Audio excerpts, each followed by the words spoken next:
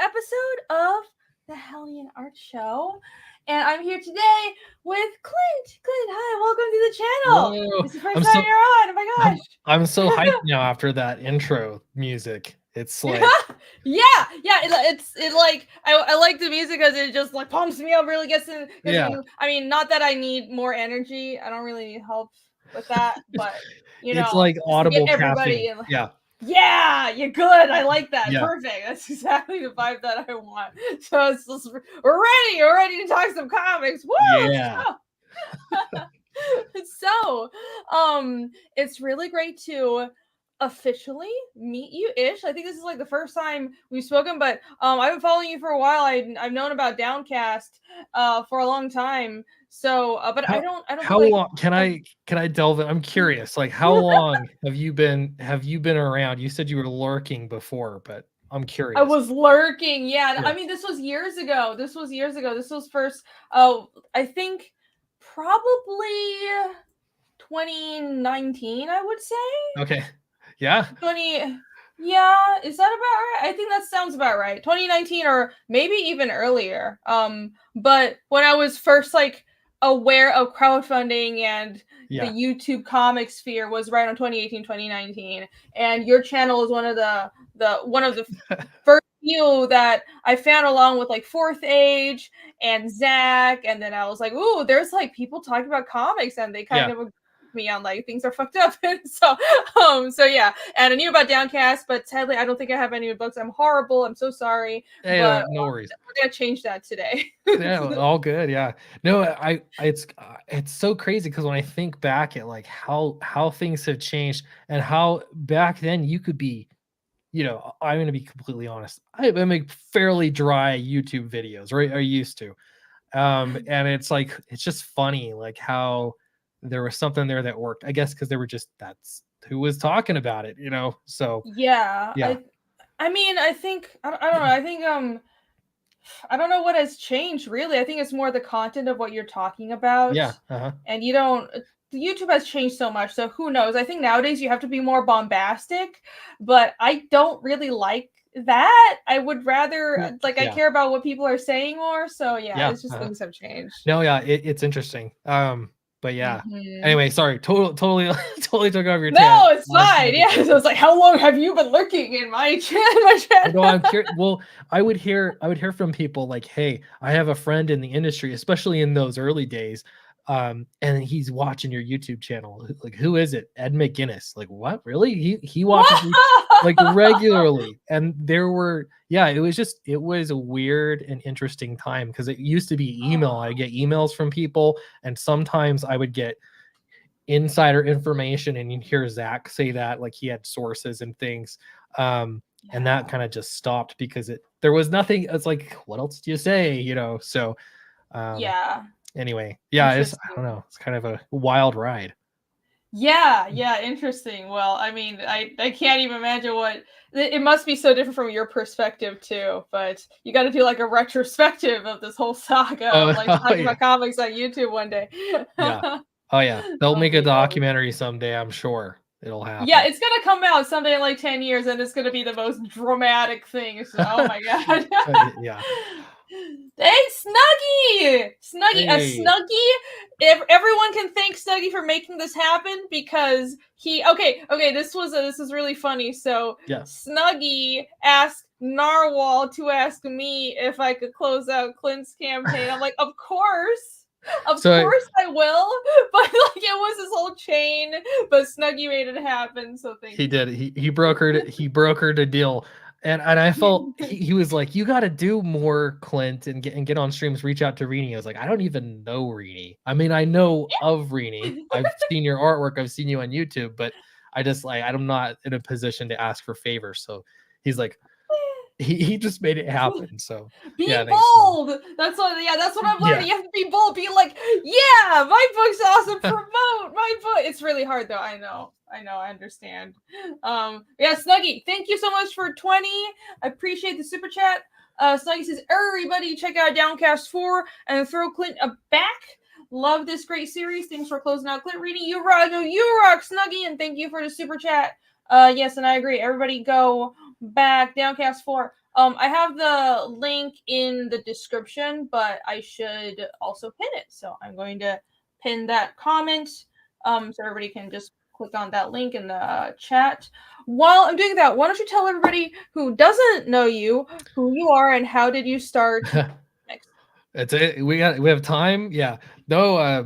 We So I mean, most people know me because of comics and my YouTube channel called Sweetcast, which by the way, I just got a notification today that they have officially demonetized my channel. And that's no, and no, it's my own. It's because I haven't made a video in like 9 months. So Oh, that if in case you're wondering how long it takes, it's about 9 months.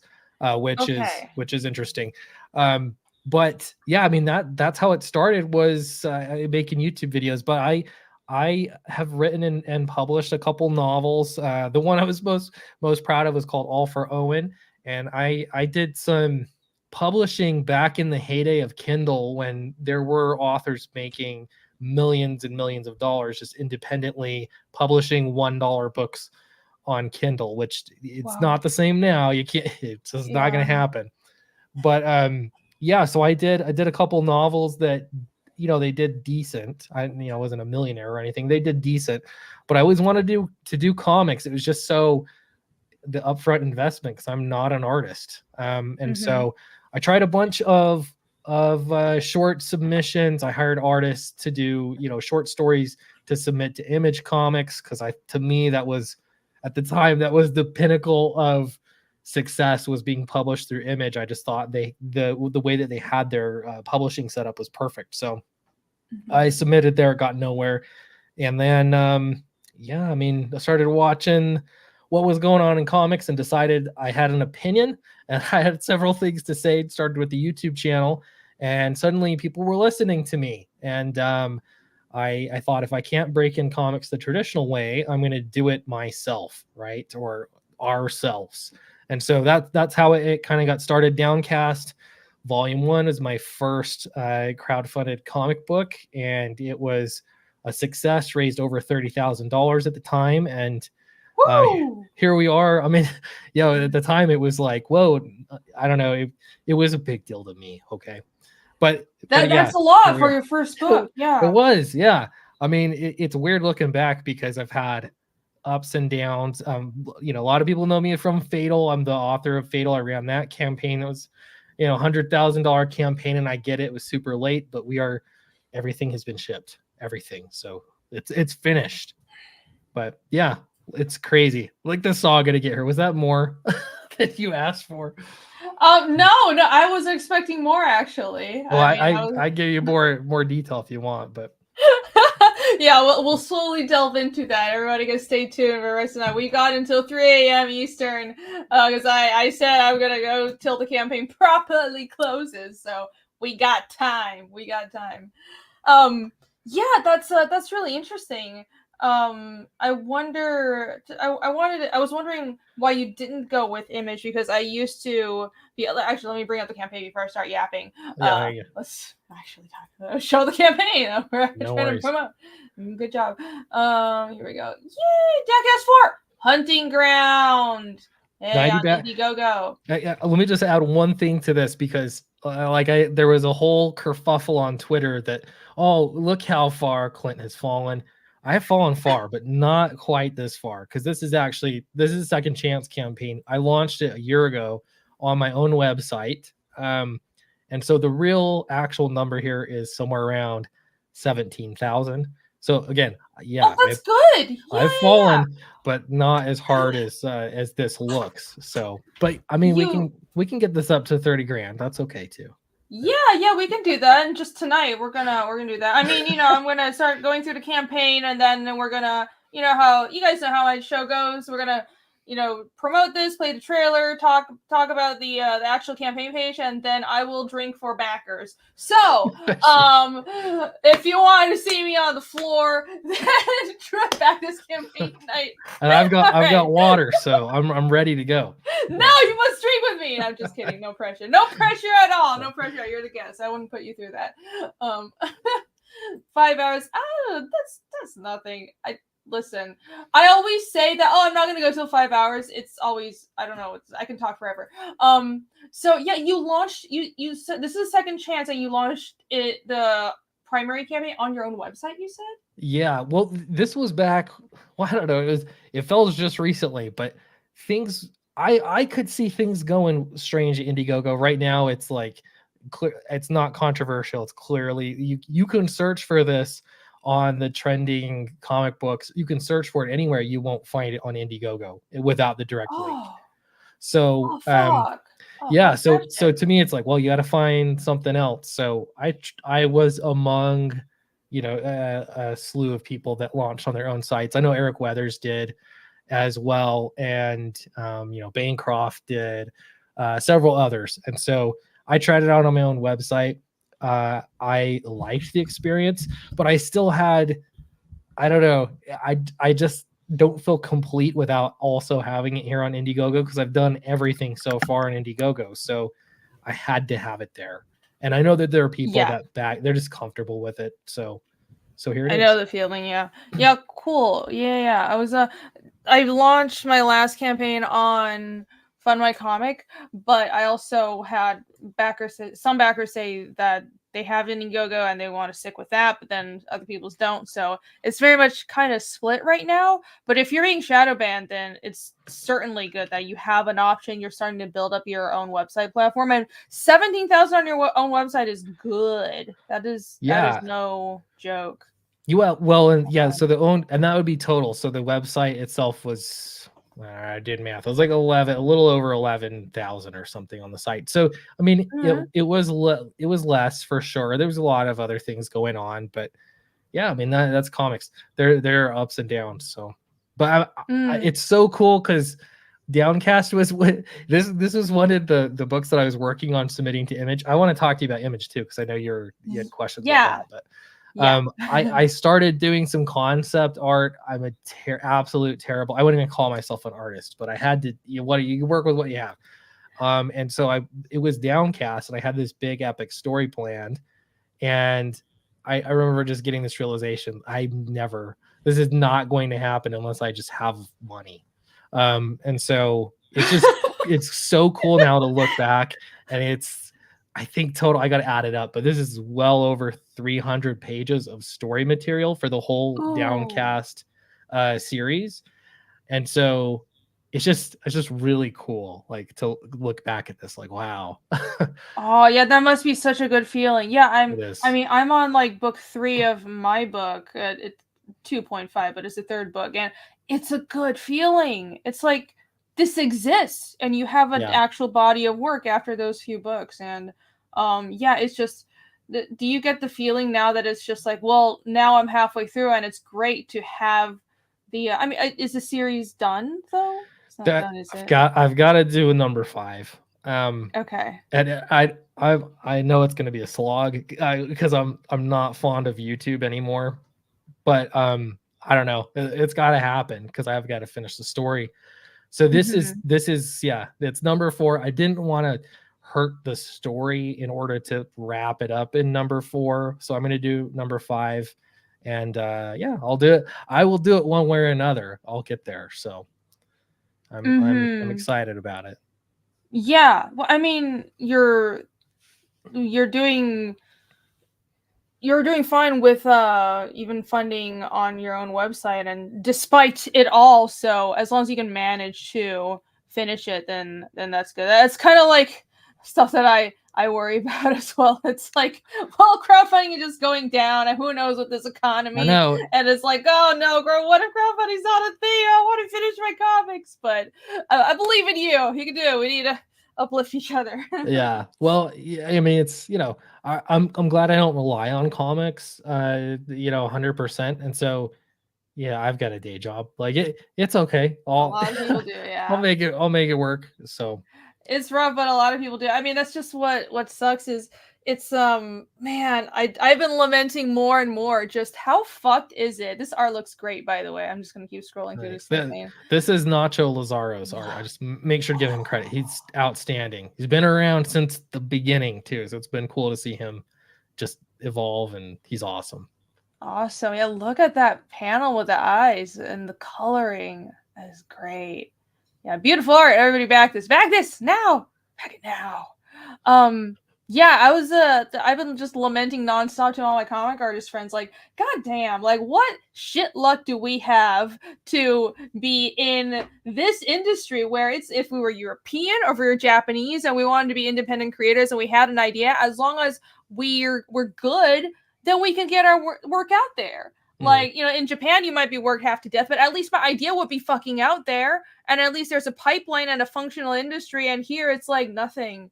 And I mean, I was just like you, segueing into Image, thinking, well, I like Image's model. And years ago, I thought of pitching Fiendish to Image as well. I handed a preview book I had for Fiendish to like an editor at a con, but I didn't know that they don't take those submissions that way. I was like, oh, you're an editor, but they probably didn't even look at it.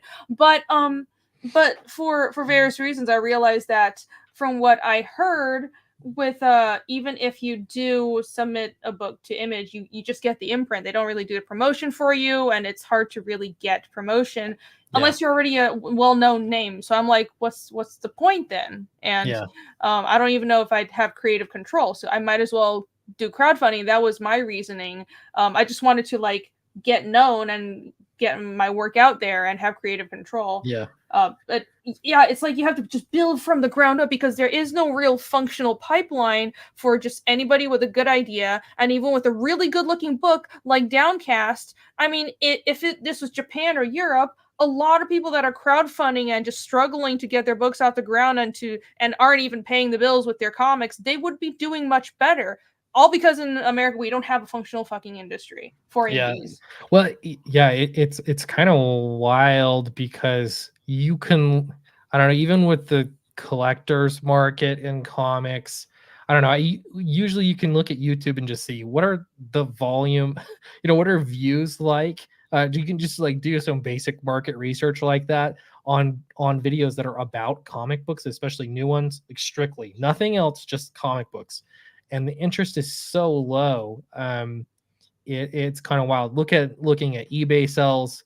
I like that's instructive. I don't know. There's a lot of things to it, but you could go to any other hobby and there's just a lot more interest in it. So it sucks because so comics are awesome.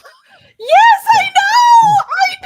It's so fucking painful. I'm like, what do we have to do to make, I mean, so like video games are like the new medium and it's interactive. I get it. But I mean, I don't believe for a second that comics in its natural form is just the way it's made. Just comics is fated to not have a large audience because it used to have a large audience. Well, and look at the success.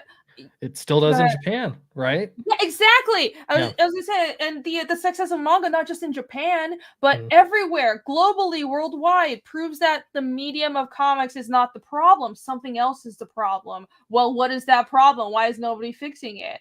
And it's like, if I had the power to fix it, I would, because comics are awesome. Like you said, like, man, I want this stuff to be in every fucking corner store again. Yeah. Part of me thinks maybe it's all the superhero movies. And when those die, people will, I don't know what. I just want to somehow blame it on superhero movies, but it just it just seems like there's attention everywhere else, other than comics, which is sad. Other than obviously the awesome few, few but mighty that love comics, and we're here to continue supporting them. So yeah, and not just us, but you in chat. You guys are the ones that are making this happen. This is all thanks to you. So thank you for being here to support Downcast and all of our books. Dean is in chat. Hello. Dean says, quickly, tell me why I should back this. Sell Downcast to me. Okay, go. Sell Downcast. Sell it. All right. So for the whole series, I almost feel like I have to do two pitches. So the premise of Downcast is this is an alternative future, essentially. Humankind has left the earth to live in the clouds. They live in a floating city in the sky. Once they got the power to control gravity, it really changed the direction of mankind. So fast forward to the future, we have a brother and a sister, Joanne and Jax. They're working in this city in the sky. Things have changed a lot. Their father's in prison for possibly unfair reasons. And the way that it works is you got to pay your way out of prison. So Joanne and Jax are working to pay their father's way out of prison. But they get the power to control gravity for a day. It happens with the first 7 pages. And so with this power in a floating city, that's essentially like the most power you can possibly have. So they immediately exploit that power to try and get their father out of prison.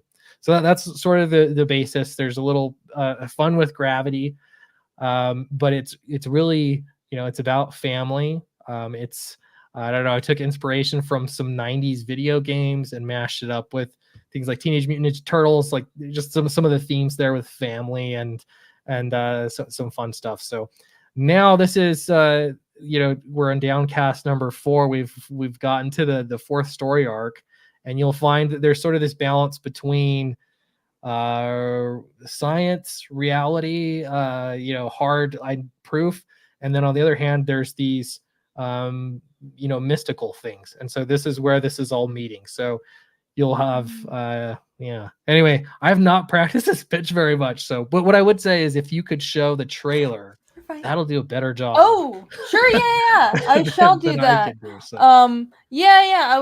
have so many questions, so I can see I'm sure you've gotten the BioShock comments, right? I've never played BioShock, but now I am. The other one was Gravity Rush. Never played that either, but yeah. Floating city and a guy in a diving suit. I'm so curious where the diving suit comes in. But like the aesthetic is great though. Someone said it looks like BPRD. It does. The colors. Ooh, that's a high praise. I love BPRD. Yeah, me too. With the weird monsters and the Cthulhu stuff as well, and all the mysteries. But yeah, I will play the trailer indeed. Let's do that. CTC Joseph, I don't know Gravity Rush. Yeah, I didn't know either. But I will say I've played. If you ever play League of Legends, there's Nautilus from League of Legends. He's a guy in a diving suit, and that's where I thought, hey, the guy in a diving suit's pretty cool, and that might. I had a specific thing that I need to have happen. I need a guy that's locked in something in the bottom of the ocean, but what do I lock him in? A coffin? I was trying to think, and then I played League of Legends and a diving suit that fits. So not BioShock, but I totally stole it from a different video game. So yeah, that's funny how those things go down. I've had similar comments about my comic. It's like, you're totally influenced by this, or I'm like, no, I've never heard of that. But it's these nobody creates in a vacuum. So hey, Hypnotic is in chat. Hello, what's up? Shout out to him. Everybody go follow him. Gotta shout him out every time. Hypno is great. Thank you for joining us. We're promoting Downcast 4. This is closing tonight. It's gonna be live until 3 a.m. my time, so midnight Pacific. So this is your last chance to back. Or if we get tired. If you get tired, it's no big deal. Okay. But I did invite. I gotta say, I'm not trying to be distracted, but Eric said he would be on later, and I invited Narwhal on too. He said I'll be on a little late, but it'll be a little later. So there's some hope. We'll get a little bit more people in here. So. All right, great. We'll get a whole party in here to drink. Perfect. I love it. All right. Go, stick around, everybody. It's going to be a fantastic. It's a giant party later. Okay. Let's finally play the trailer. Let's go. Okay, hopefully I shared sound. Every waking moment. Jax and Monstro are hunting for your friends. It's just a matter of time before all those supposed gods are all dead. But you don't really care about them, do you, Carver? Don't ask me why I'm here. Why I came for you instead of them. I ask the questions now, because I need to know. What are you hiding? And what's on the other side of that window? My home has become a hunting ground.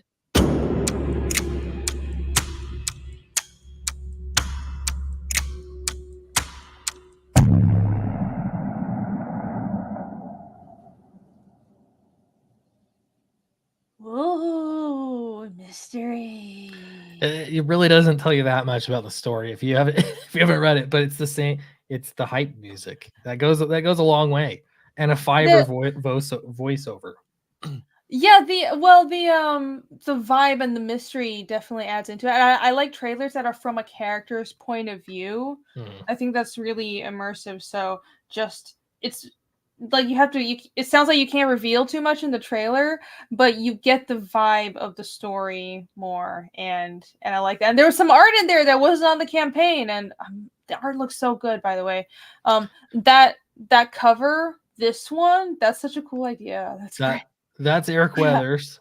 Oh, damn you, Eric. Yeah, 100%. That was completely his idea. I said, I just need a cover with Jax and this particular monster beast that is going to be fighting, and he brought that to the table. It's like, wow, okay, I see what you're doing.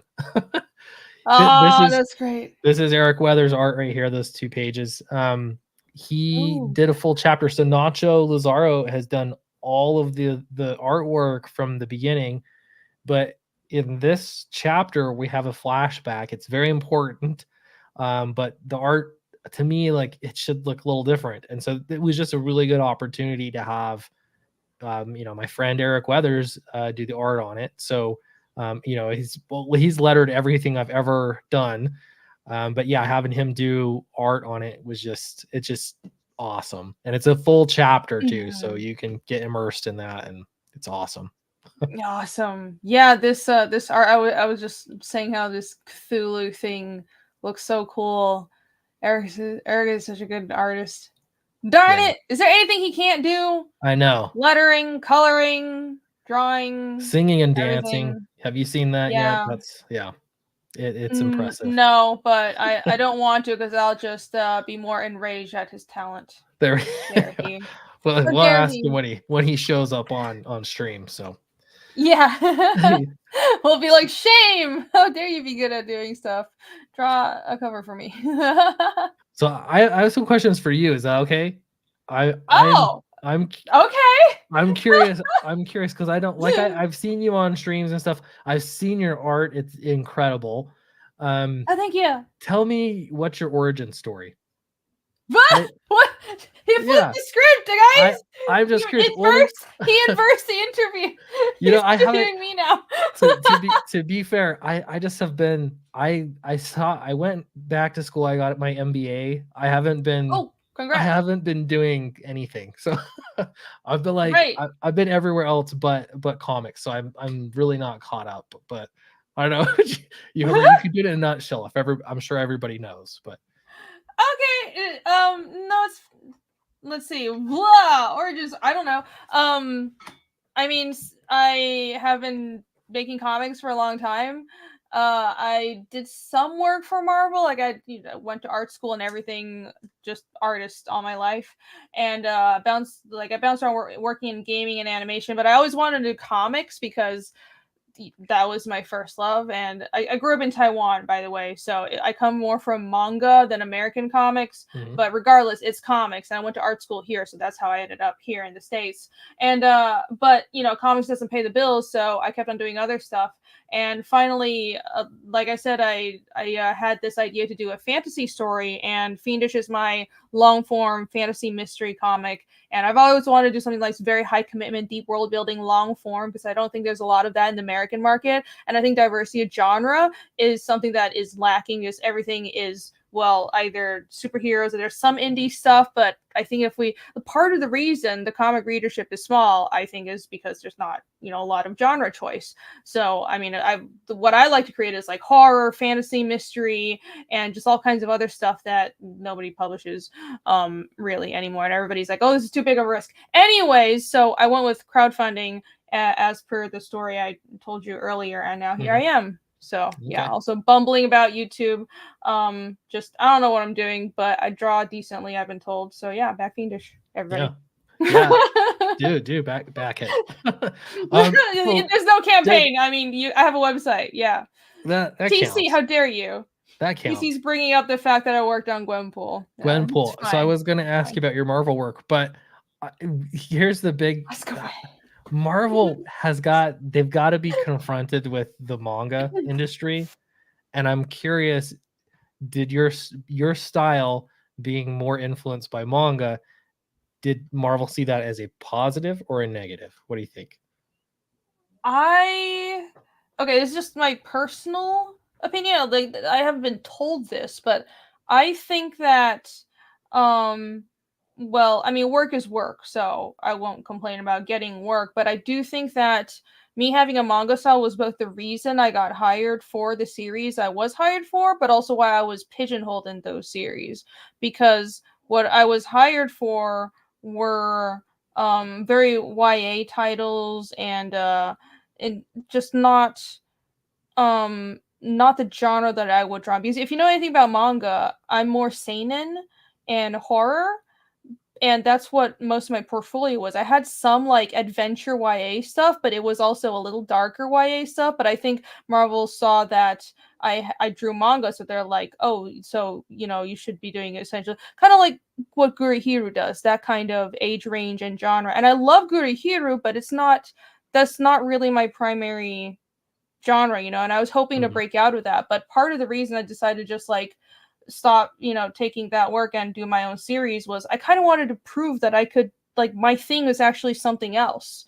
And like the whole point of Fiendish was I wanted to show people like this is what I actually can do. Like finally somebody please hire me to do what I'm good at. And and this is now my main thing, so I'm very lucky. But yeah, is weird. I think not just Marvel, but a lot of American publishers see the success of manga, they want to emulate it, but they're not really doing it right.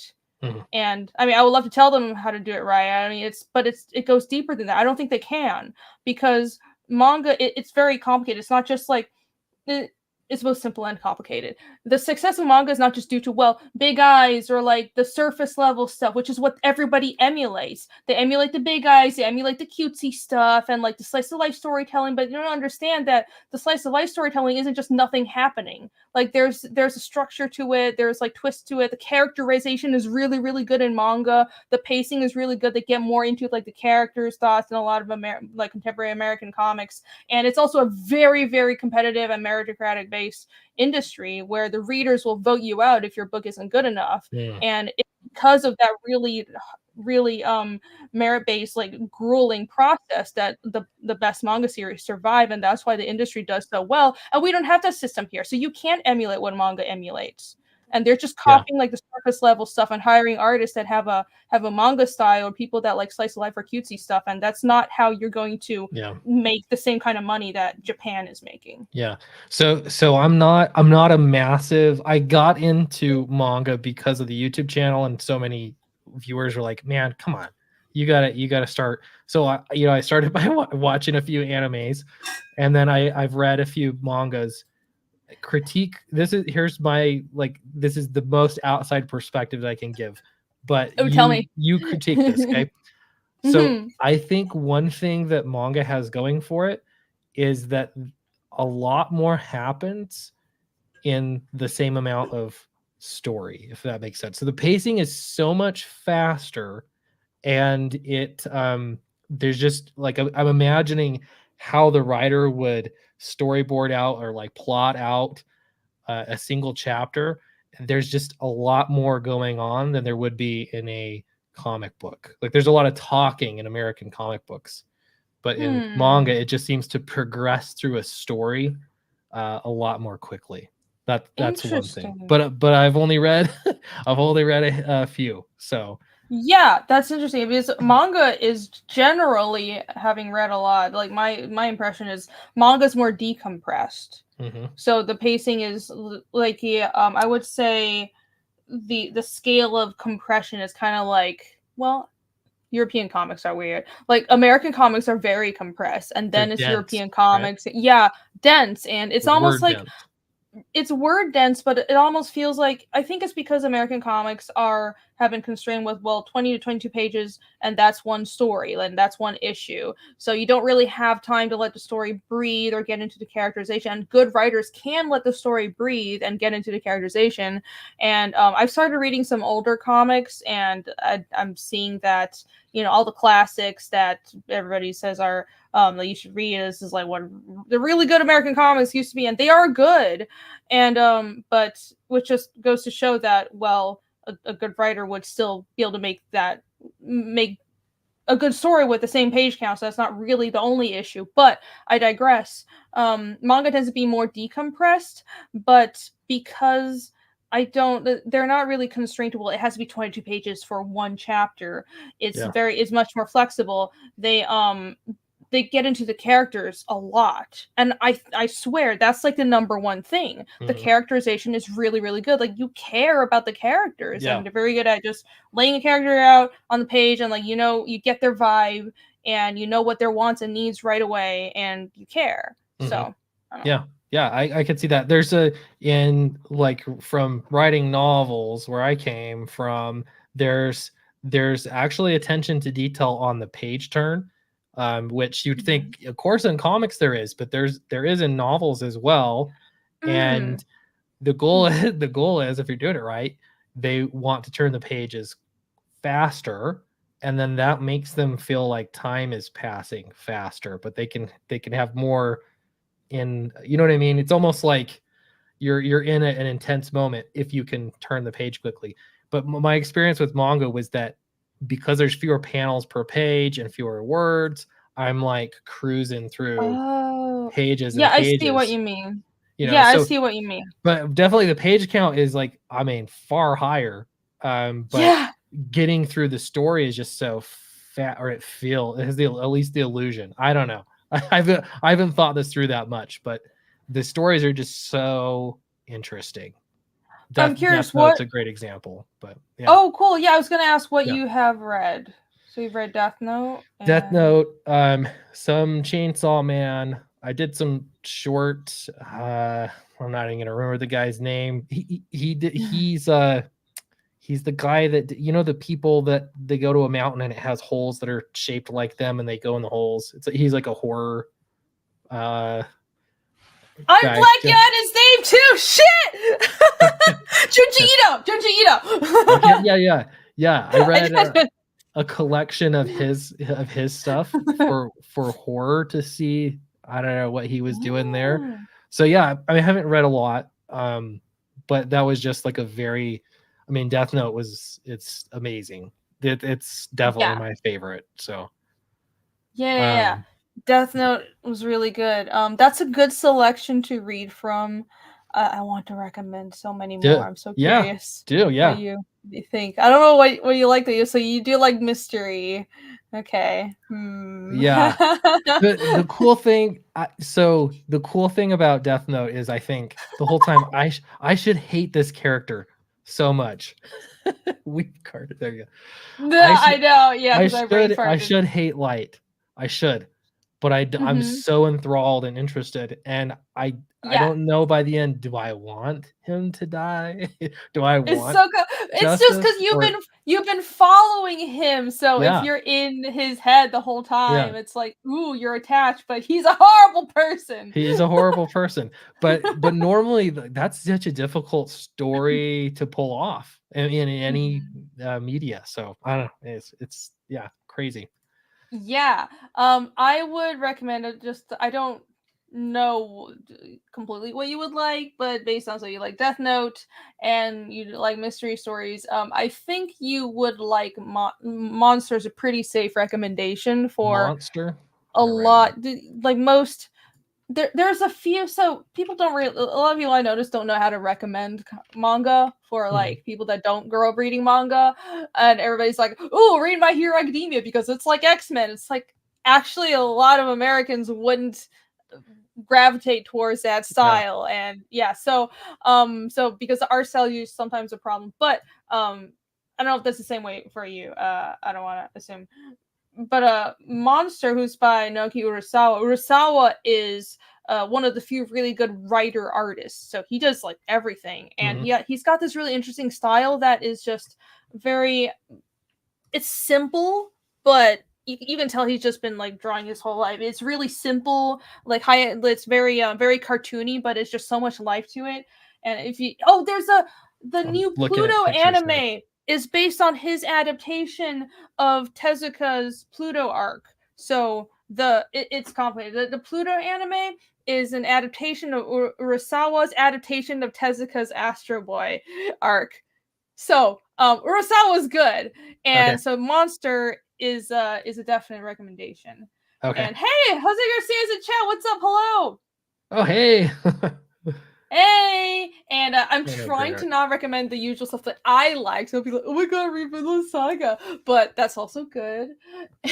Saga. So, yeah. Vinland Saga. If you like Viking stuff, then you're gonna the Viking stuff and blood and like war stuff, and yeah, there's not much mystery, but it's good action. It's very, the characters are very good. Yeah. There's a turn off for me. I explain this to my brother, who's a lot more into anime and stuff, but when they act so cutesy over the top, that's a big turn off to me. I know a lot of people, I don't know what you'd call that, but it's like the overacting, and they draw their face all little kitty. I don't know. It's like it takes me out. Actually, the same for me, and it's weird because I grew up reading it and I don't like it. Like, it's annoying. I think it's this very cutesy humor that it really is for kids, and I'm just like, but I just feel like you're trying too hard. It's not fun. It's not funny. That's the ones that's like Death Note. My brother's like, you gotta check it out, and they didn't do that, at least for the most part. So I will not. 656. Hello, what's up, Ollie? I will not recommend to you manga that does that. And most seinen doesn't do that. The seinen is, most of the manga that does that are like are shonen, right? Or shoujo. It's for kids, and it's just like people don't realize. I mean, it's so annoying. A lot of Americans are like, "Oh, it's all mangas like this and that." No, it's not. It's like it's an entire medium. It's very different, like diverse kinds of storytelling. Anyways, but seinen is the genre of manga that's for adults and specifically geared towards adult men. So there's not a lot of cutesy stuff. It's mostly kind of dark, actually. So that's the genre. Battle Angel Alita is also good. So the manga for that. I mean, I've seen the movie. Manga's better. I'm sure. So, and Ghost in the Shell. The manga's good. And I think Appleseed is better though, but both of those are pretty good.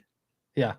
Okay. Yeah. Okay. I think that's enough for now. I mean, I could just. Is it too much anime talk? I don't know, but I have another my chat question. loves it. It's fine. I have another question for you too. Okay, continue. Sorry, I'm just curious. So do you do art? I don't know. Hold on. Let me think of the right. Are you, or have you been, or are you a full-time artist? You know what I mean? Okay. So here's my question. Have you done, what other industries in the art world have you worked in? Like video games, storyboarding, what other things have you done? Or has it just been comic books? I've kind of done everything because I need to pay the bills. Okay. Yeah. If you go on my website, like look at, I've actually had this problem where it's like I need to separate my portfolio into different sections. Like I desperately want to just do comics, but I still take work from like all kinds of other industries. I do some storyboards, animation, and gaming work, and I'm just trying to pay the bill. That's why I'm so busy, guys. Because Fiendish isn't my only thing, and shit, like I am a full-time artist, but it's hard. It's not stable, but I gotta pay my dues. If you had to pick one other thing, if comics didn't exist, if it was destroyed, manga too. Yes! Right? And a single tear is rolling down your cheek. Which one of those careers in art would you choose? Or would you quit? Would you just work at Denny's instead? Would that be like, you have to I go hike out into the mountains and start an organic farm and herd goats because goats are cute. I don't know.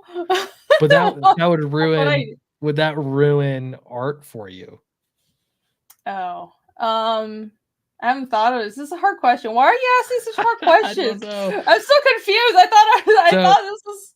I was gonna interview I'm just you. having fun. You're in charge, so we can do whatever you want. But yeah, Yeah, I don't. you answer that question first. I'm so confused. I already like so yeah. Question. I got my MBA, and I was talking to my boss for my day job, and he said, "Now what are you gonna do? Like what's your career goal?" And there were so many years that I was like, I am only going to write comics. That's my goal. That it's been such a weird rewiring to think, what do I want to do? You know, what's something that I want to pay the bills, but you know, and I don't know. I'm just curious because it's like, wow, that's such a weird. I'd raise bees. That could be fun. Raising, yeah, that sounds great. Bees are cute too. Yeah. Everything Anyway, is cute. I don't know. I just thought it'd be fun. But you're busy, and here you are doing a closeout stream. So yeah. how I come? mean, no. I'm more than happy to help. Last week we closed out Narwhal's book, and now we're here closing out Downcast. I don't know. I think part of wanting, I want to see comics, and especially indie comics and good indie comics, succeed, and part of that is doing what I can to get it out there. And yeah. I don't know. I just lament that there isn't a more functional pipeline for this. Yeah. In a sane industry, there like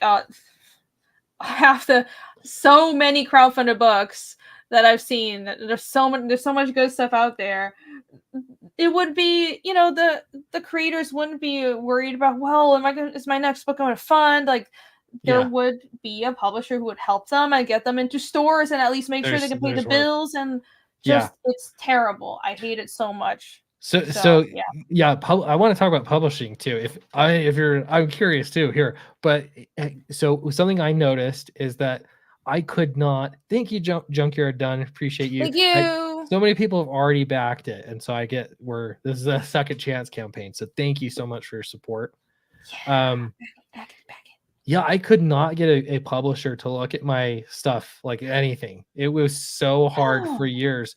And then once I started a YouTube channel and crowdfunding, I had publishers. I have been offered 3 different publishing deals based off of, and I would turn them down. Other than, I did an Alterna one. I submitted to Alterna, but I would have publishers just come to me and say, we want to publish it. But you kind of look at it and it's like, well, I crowdfunded it and you want money. You know what I mean? It just seemed like a weird, like a weird thing. Have you had any interactions like that? Publishers coming after the fact. Yeah. I think it's died off, but in the early days. Maybe I came in too late for that to happen. I actually haven't had that happen. So, I think I mentioned that when I first crowdfunded Fiendish, like I had half a mind to, I just want to like make the book happen, and then once I produce it, maybe I'll get picked up by a publisher. But once the book actually funded, and I'm like, I don't want to give this to anybody. I had kind of this similar. Why would you? Yeah. Yeah, like I don't want to give it to anybody else, and it's like, I don't know. This stuff is it's hard to crowdfund and do everything yourself, but now I'm like, I don't know. I would consider the publisher work I would consider is for international distribution, because I want to go international. And right now I'm getting Fiendish translated into like 3 languages, one of them doing it myself. And I'm like, I don't even know where I'm going to put it, but I'm getting it translated, and I want to distribute in other industries because I think that would help, because like over here it's fucked. And I appreciate the crowdfunding backers and everyone here and the people that will do support indie comics, but it's so hard to get your work out there, and the general public just doesn't pay attention to comics. And it's almost like I'm like, do I have to like try to translate this into Japanese or Chinese and then get some people there to notice it? And then maybe Americans will pay attention. I don't know what I have to do. Yeah. Like, cause I'm like, okay, I'm not like the most amazing creator ever, but I know Fiendish doesn't suck. And I just want to get it out there. Like, I want as many people to see it as possible because people like it. And it's just, but anyways, I do want to work with international publishers, but for the English edition, I'm like, I don't trust people enough, especially here in this entertainment hellscape, to hand Fiendish off to anybody. Absolutely not. Like, Right. I have my own publishing house. That's what the Hellion is. Hellion Arts is what Fiendish is published under. That's my imprint, and it's staying that way. Mm-hmm. So, thank you very much. Yeah. Yeah. Amen. Yeah. The only, I have thought maybe when everything's all said and done, could I turn over Downcast and do a omnibus of some kind, have a publisher do it, so I'm not doing anything, but I don't think I don't know. There's so many just bad things that can happen. I did talk to one publisher, and they were like, yeah, we're gonna reprint everything, go through the direct market, but we want all the rights, or like 80%, something like massive 80% of the rights to movie and television. That was really the goal. And it just, I don't know, it just seemed weird. Like, but what about the public? How are we going to make money in the publishing? Or is it just that you're doing this to then say it's your IP? You know what I mean? To sell the movie, right? It just seemed that's weird. Yeah, that's another thing that I just absolutely despise. Like, everybody treats comics like R&D.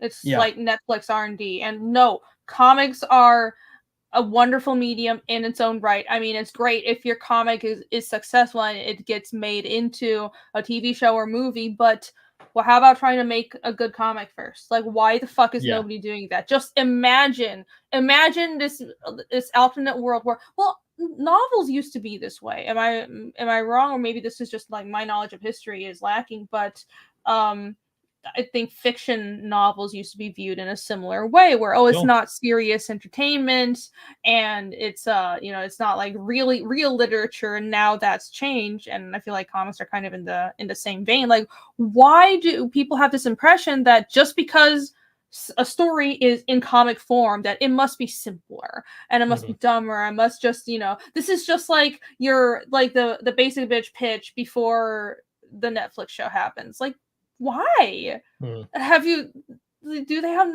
I think that it's just the general audience has no knowledge of really amazing comics, and where it has been even in the American market before the current hellscape, and what amazing comics are out there in Japan and Europe, and like I said, even in the heyday of American comics. Yeah, well, this is confirmation bias, but I think now I understand my conspiracy theory that if comic book movies stopped, comics would get better. Now I actually think, I'm right because of what you said. And that is people are using it to pitch movies. And there's a lot of that crap out there. But also, I don't know if the movie industry treats it that way, like it's a storyboard for a film. And perhaps major publishers are catering to that because that's what they know they're looking for. But I'm gonna add that to my conspiracy theory. So there you go. Interesting. Appreciate that. Yeah. I think that's an interesting theory. Might have some merit to that, because it's if that just wasn't even part of the pipeline, you're probably right. People wouldn't be all the people that aren't serious about comics wouldn't be you'd be making the comics have to be good. You can't sell them based off of, hey, a character is now in a comic book film, so I'm gonna get royalties or whatever. Now your comic has to be good to make money and to stay making comics. It's not about, I don't know. I think there's something there. I think it also holds back just the creativity that you can put into a project, because, well, and I've noticed this, you can tell when a comic is meant to be a movie or Netflix pitch, because it's not very creative, because they're thinking about what would be easy to film on a set and what would be easy for real life actors to do, and like costumes, and you don't want to go too crazy. You want like something that's simple enough for like Netflix or CW to pick up. And I'm like, I have none of these considerations. I'm gonna draw the most crazy shit possible and fiendish. I started out like kind of standard fantasy, but this shit's gonna get crazy because I don't give a shit. I think the greatest challenge of comics, this is one of the great things about comics. It's one of the few visual mediums where you can make just absolute balls to the walls visuals with like a relatively low budget. Like one person can create the most amazing balls to wall visual storytelling, and you don't need a giant CGI budget. You don't need any of that stuff, and it's visual. You can see it. So why aren't you using that? There's so much you can do with comics. So it just pisses me off when people are constraining themselves and constraining what, like, they're holding themselves back from exploiting the medium or using medium to its fullest power, I guess is the way to put it. So very annoying. Yeah, here. There, you can have any budget. You could have any. I mean, it doesn't matter about the setting. It's more. I don't know. Yeah, I guess it's more about the creators, which is, I don't know. It's a shame that comics should start more popular. I'm hoping things will turn around though. It'll probably happen in an unexpected way. Single tear. I know, we're just here like lamenting for an hour. Why are the comics so popular? You're raising your goats in the mountains. I don't know. That's what I would do. I don't know what the fuck I would do. I'd probably move back to Taiwan. My backup career. Did you have like a backup career if art didn't work out? Yeah. I guess writing didn't work out for you. Oh yeah. I mean, I've been doing several things, but right now I do marketing. But I've always been pretty passionate about small business, and I would love to just have my own business, and that whole thing's a gamble too, but it's still less it's less of a gamble than comics because you're still starting your own business, but you're doing it on art. So which is so crazy. It's awesome though too. There's something really cool about doing that. So you have two of your own businesses essentially, because like you said, this is also a small business. Like every single crowdfunder and indie comic creator, this is a small business. So that's how, that's the way we technically operate. Yeah. So you got two going on. Yeah, at least. Yeah. That's crazy. Oh my gosh. So I don't know. Right now I work in a small business incubator, which is cool because I'm just around people all the time that are doing cool things and following their passions, and it's really cool to be around all that. So, but that's cool. I bet that's also that's probably inspiring too. Oh yeah, 100%. Yeah, it's cool because you'll see it becomes clear that some people have it and some people don't. I don't know how else to say that, but you'll get like people coming in and they've got this idea they've been working on for years, but they've never started selling the thing. They don't even know if people like it enough that they're going to pay money on it. And so when you see someone trapped in that, it's pretty clear like they don't have it, But on the other end of the spectrum, you have people who are so new, they don't know what's going on, but they're like, well, I need to sell this thing is what has to happen. And they'll go talk to people. You got to figure it out. And they get scrappy and they make sales, and they're going to find a way forward. And I think there's no different in comics, but it's crazy because there's such a high concentration of people that are doing that, on the good end. So that says something about how cool comics are, and how the passion that's in it, that people are putting the work in and they're making it happen. I mean, I could rattle off 25 names right now of people that are doing it in comics, Yeah, that's right. You mentioning how some people have it and some people don't. I was just thinking in my mind, like, I've seen that in crowdfunding as well, and it just some creators have that promotion gene and some people don't, but it's so many factors. It's not just because you can learn to market yourself better, you can learn public speaking, you can learn to promote yourself, but you have to put effort into it. And I know the problem for creators, especially artists, not all creators, but artists, is most of the time it doesn't come naturally. Like, artists are introverts, and so to have to like put yourself out there and like sell yourself, it's really hard, but you can do it. And then on the other end, it's just motivation is hard. And I understand, like, I've been there. It's really hard, especially when you're in a vacuum and you don't have an audience yet. How do you stay motivated? And that takes a special kind of person to be able to just, in a complete vacuum, like, keep on shouting at the world and make a project happen. But some people haven't, some people don't. And also some people have decision paralysis, and they have an idea and they sit on it for years and years. This is also probably more uniquely artist thing, is I think I like to hang around entrepreneurial circles, because I find that, like, I'm like, this is inspiring. This is like not like comics. This is where people are trying to actually, this is like, I feel hope because I'm around entrepreneurs, and I'm also learning how to actually, because you have to have, I want to try to learn to be a better business person. I think that's what a lot of comic artists are lacking. But yeah, some people just have decision paralysis and nothing happens. So it's a unique mix of things that 100%. Makes a project come to life. Sometimes it's taking chances on partnership. It's the risk. Like you nailed it. But it's you don't even have to be great at being a personality. If you think about it, most businesses don't have a personality at the front of them. But it's finding opportunities and taking risks, like little risks that pay off, and pushing to the next one and the next one. And Joseph Pantalono, sorry, I butchered his name. This is why I have been successful in comics. He says, a beautiful face helps. So thank you, Joseph. I appreciate that compliment. That does help. I can see that apply. Yes. Yeah. Thank you.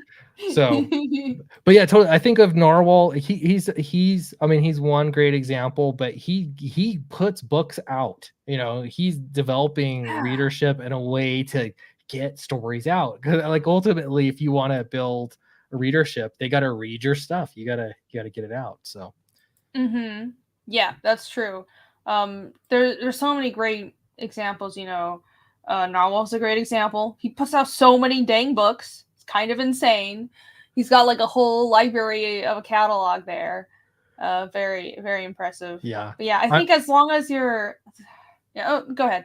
Yeah, I'm just giggling at the chat. Sorry. They're cracking me up. Chat's crazy. Y'all awesome. you can be ugly and make it too. I just, I don't... Yeah, we don't discriminate.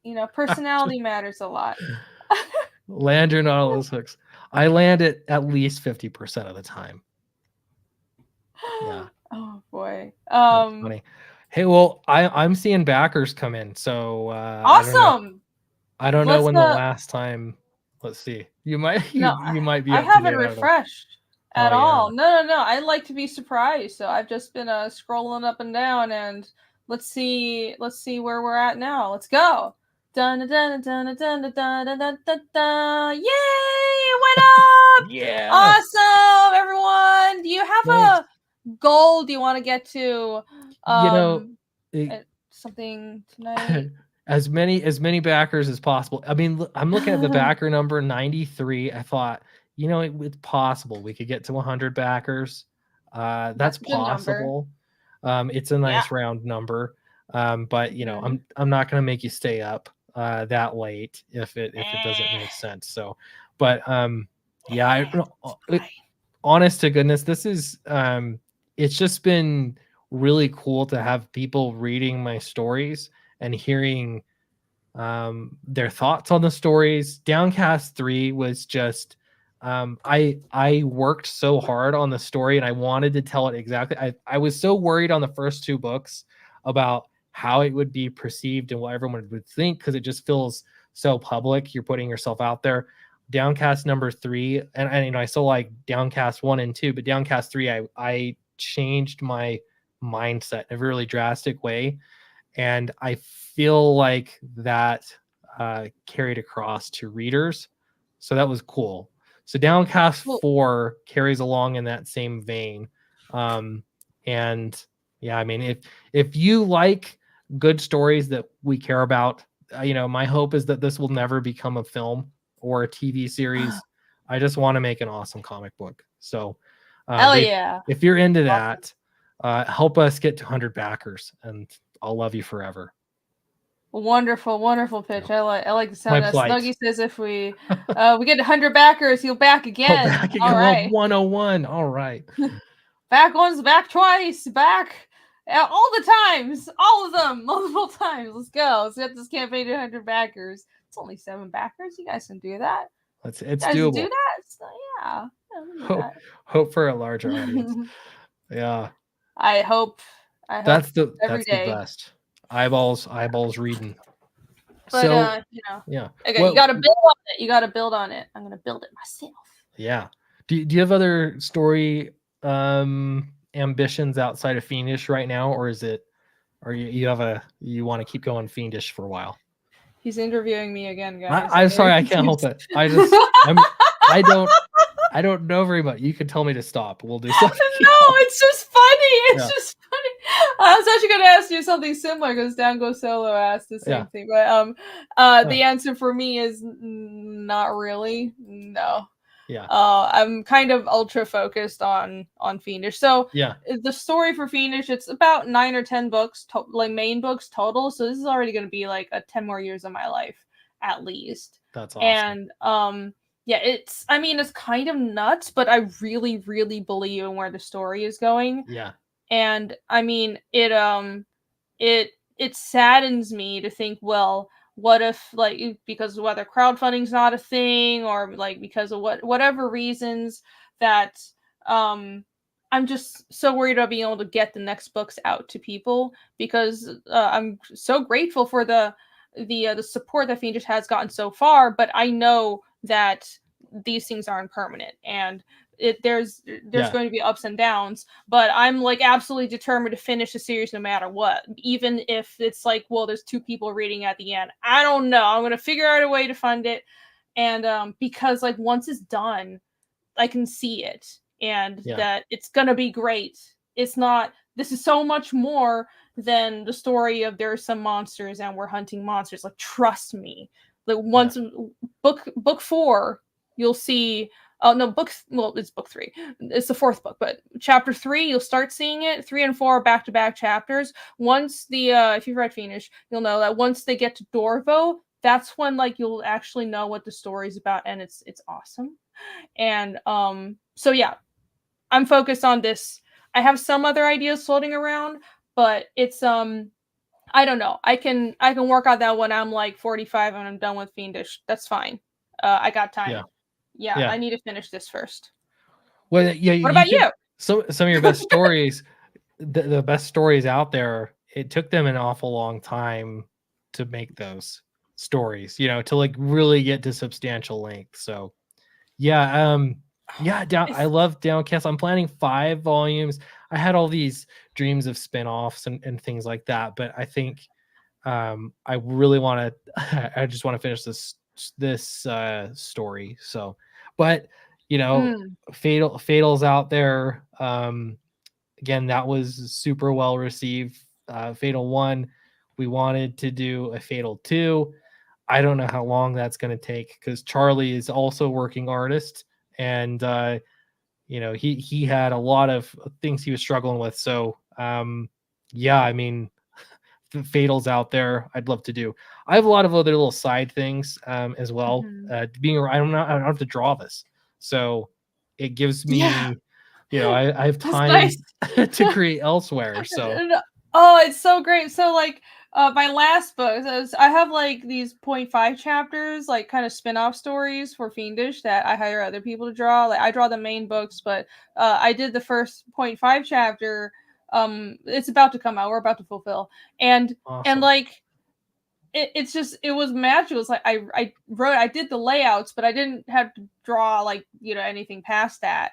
And it was like magical. The art just happened, and it was like the most amazing feeling. I know my artist Michael Rushbrook, like he did all the work on the art, but I'm just like, oh, this is so great. Like, writing is hard and it does take time, but goddamn, drawing takes so much longer. And I'm like, this is first time I've been able to put a comic out and not have to just like absolutely just slave over to art and half kill myself. It's over the, oh my gosh, it was great. Yeah. I should just write and not draw ever again. I'm just kidding. I can never do that. It's weird because I envy artists.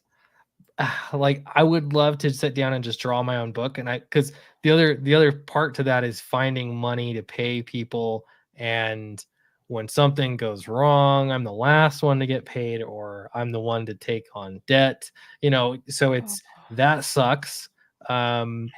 Because you're the writer, so you got to finance the thing. So in some ways it's like, I wish I could just draw my own book that didn't look like trash, but I apparently don't wish that much, because if I did, I would just do it and it would look like trash and I'd get better over time. You know what? I would just do it, but I don't. So. No, I mean, drawing takes a long time. I mean, you can, and it happens. Like when someone was brought up Aaron's basement. Okay, that's from Attack on Titan. I don't. Oh, I guess you haven't. I've seen it. You seen? I've not read it, but I've seen Attack on Titan. Yeah.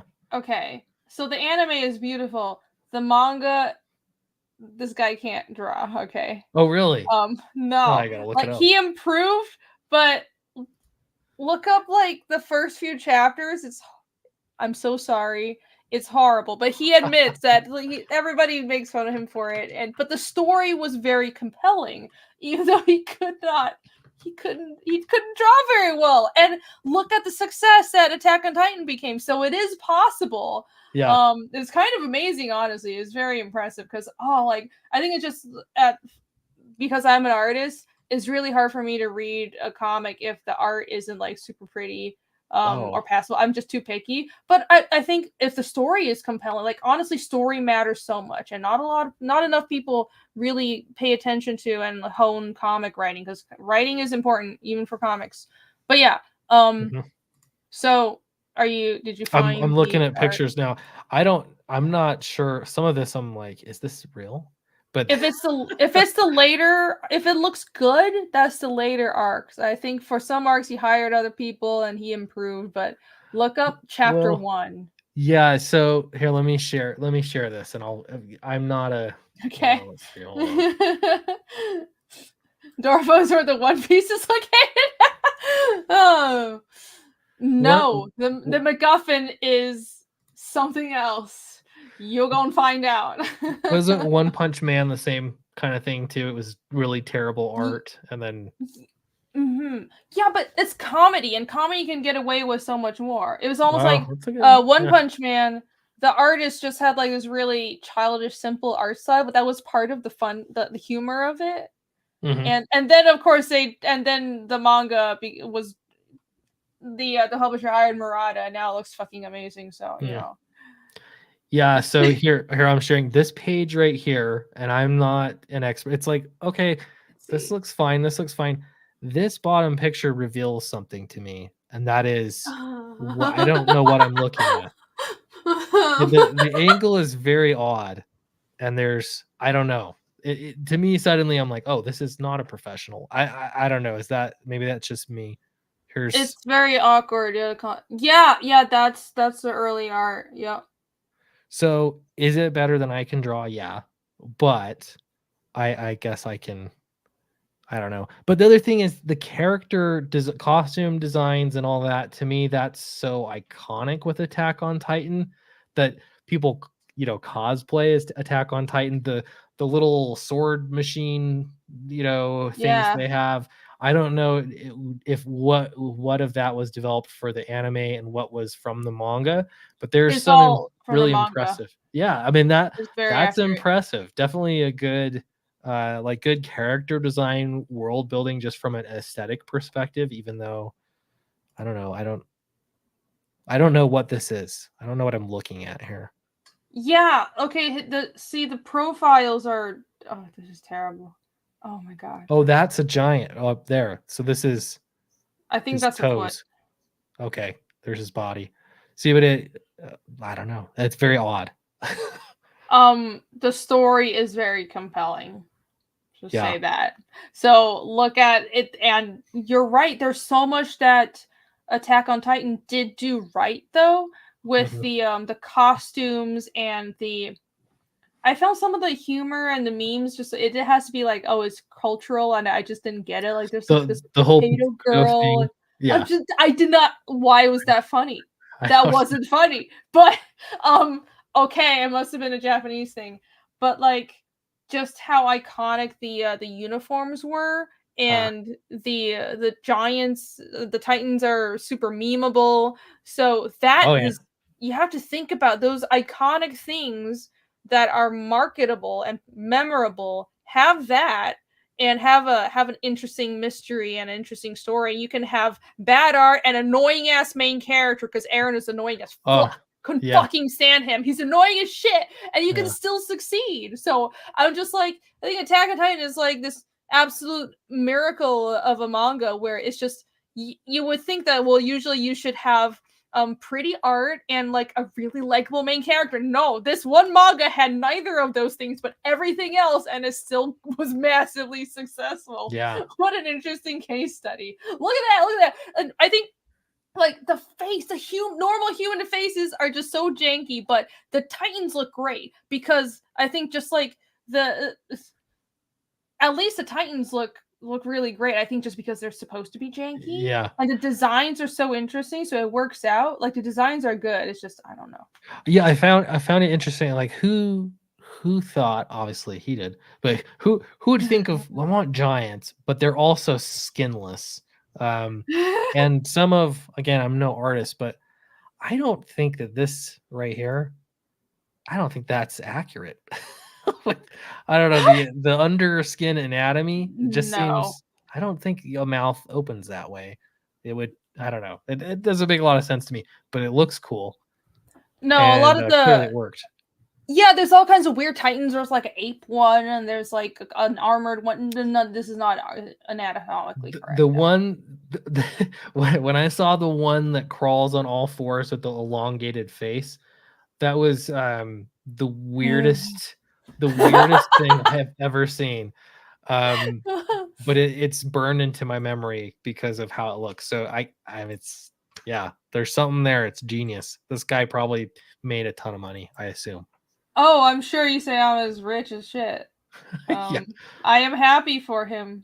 But well, there you go. My point though is he did improve, and so never say never. Yeah, totally. Yeah, good stuff.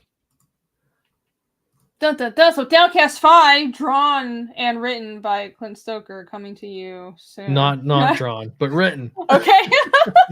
Right, but you have to back Downcast 4 first. Yeah. Do you want to see? I mean, I don't know. If you, let's see. Here, I'm gonna look up DeviantArt while you're doing this. Why not? Let's. Okay. Sure. I can show you some early drawings of Downcast that I did. And oh boy. You can laugh. And I will try to be polite. I'll have to take a minute. No, don't be just have a good laugh. That's what it'll be. But this was early on, and I was like, I want to do something. I've got to draw some pictures here. You know, I got to do something here, but I don't have the skills. I'm just gonna pull this whole thing. Let's see if I can do it this way. Take your time. This will be chat's loving it. So, be brutal. Downgo Solo asks, do you think most manga thrives on premise over character? I actually think that's more American comics, from my impression. Over character. Mm-hmm.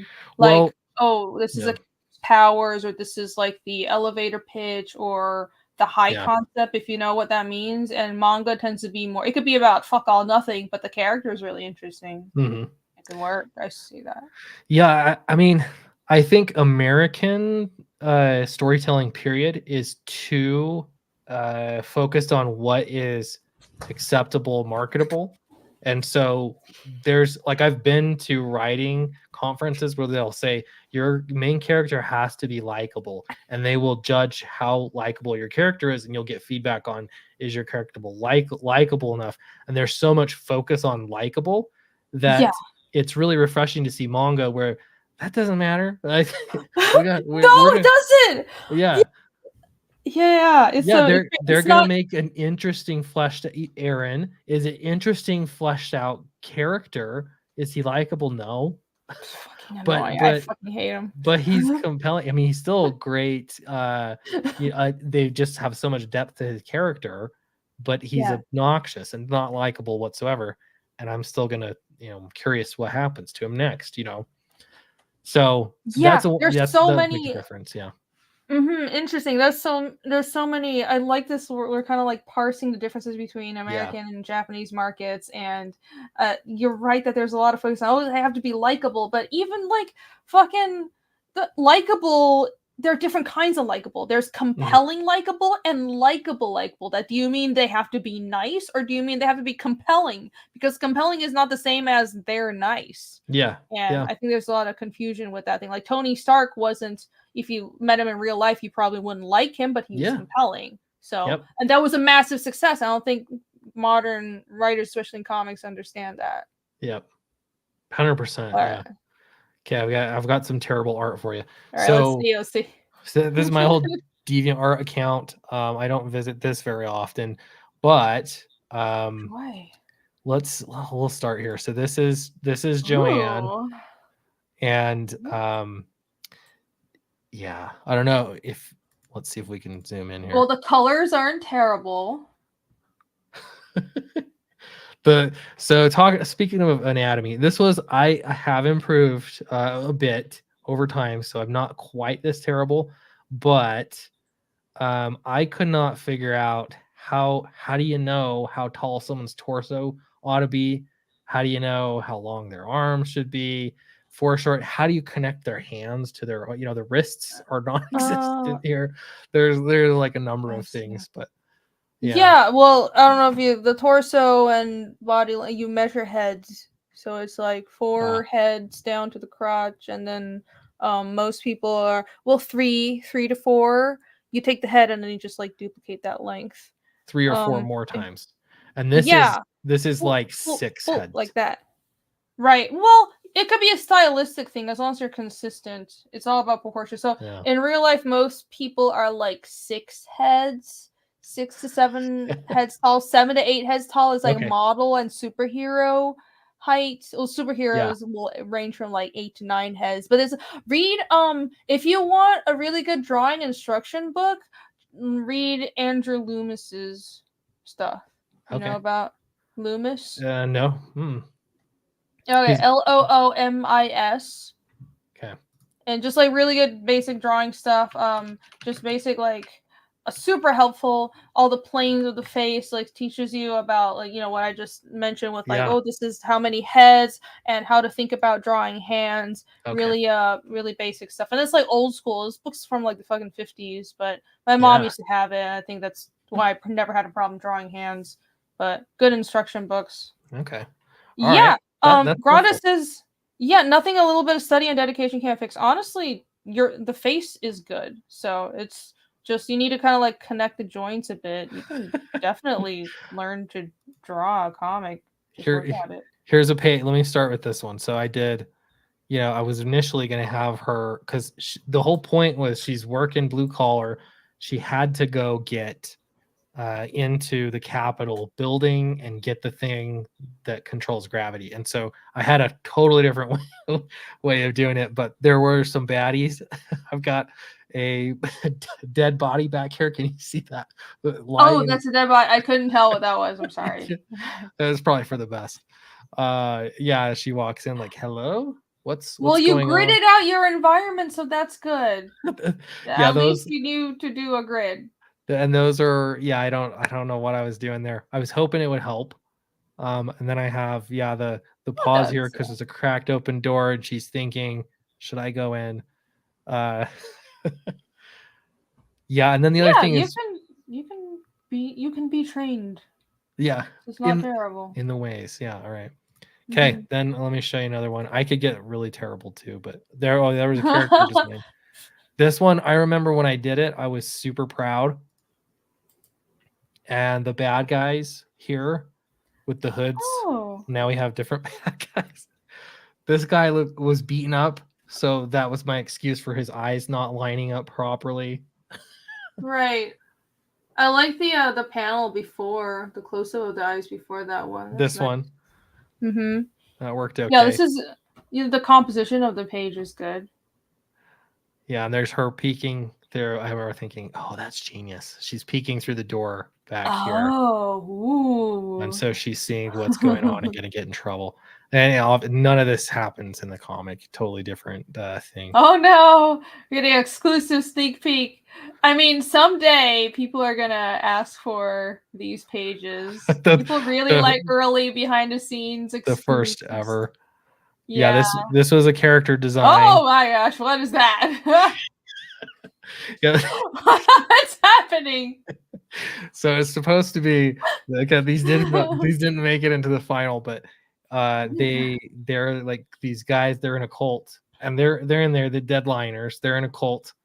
They were at the time weren't named the Deadliners, but they used to be shirtless and wear shorts, and this is basically just a sack over his head. Okay, I was like, is that skin? Is that a hood? Like, what's going on? I don't know. Oh, I don't know what I was thinking. It was like a sack, but it hangs down like it was sort of like the opposite of a KKK hood, but it's like a bearded hood. A bearded. Okay, interesting. Yeah. Wow. So you can Yeah, that didn't make certainly innovative. it. Yeah. I was thinking. So I don't know. It's special. Oh, this looks okay because I traced Turner, was it character turnarounds that those are called? I traced one like the basic outline and then did my character over it. And that's why I don't know, I just thought maybe if I do this, then I'll have it figured out. And I couldn't draw consistently. That was tough. So yeah, it takes time. You just have to practice. Totally, yeah. Yeah, I believe in you. Gotta be committed. Anyway, Rhonda says PewDiePie has taught himself to draw with the 100-day thing. Yeah, that's true. I mean, PewDiePie also has a lot more time on his hands than the rest of us. But that is true. If you keep at it, drawing is probably like it's like learning a language. And I mean, I imagine it's the same thing. It's more about a little bit every day, consistently, and you can't expect huge leaps. It has to be just slowly over time. And I mean, I imagine it's hard. I don't know. It's probably harder as an adult. I have no idea. It's probably a lot easier if you've just drawn as a kid and you just kind of doodled all your life and built that up, you know? So, but yeah, I still look like PewDiePie. It's never too late. Yeah. Yeah. No, I remember, Michael Turner, he was one that I watched the documentary about him, and everyone said, oh, he just got so good so fast because he really wanted to do it, and he did it in such a short period of time. And yeah, I don't know that. Well, so this brings up another question. This is just sort of for the chat too, but Donald DeLay, you know Donald DeLay? You ever talked to him?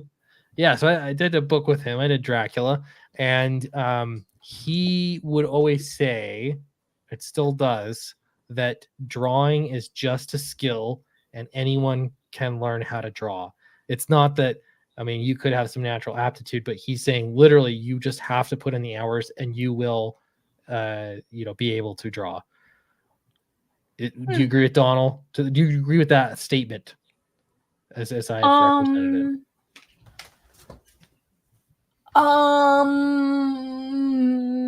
No. You can say no. I will. Let's do it. That's a no. As someone who's tried to teach some people to draw. Some people can't learn to draw. Yeah. Some people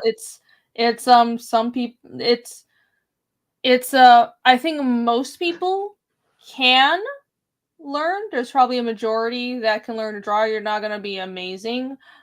Because being a good artist, it's one of those skills. Just think of it like being a musician. It's I think it's very, very comparable actually. Most people you can just functionally teach them to play an instrument.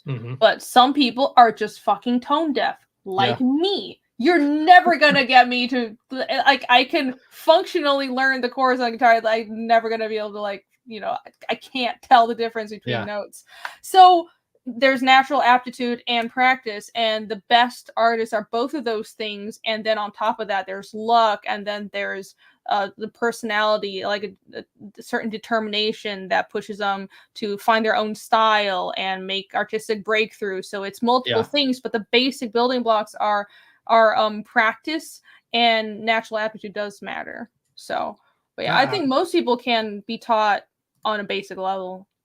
Well, and one thing's for sure, if you don't practice and go through that, you'll never know, right? Exactly. You'll definitely be terrible. So you might as well. Yeah.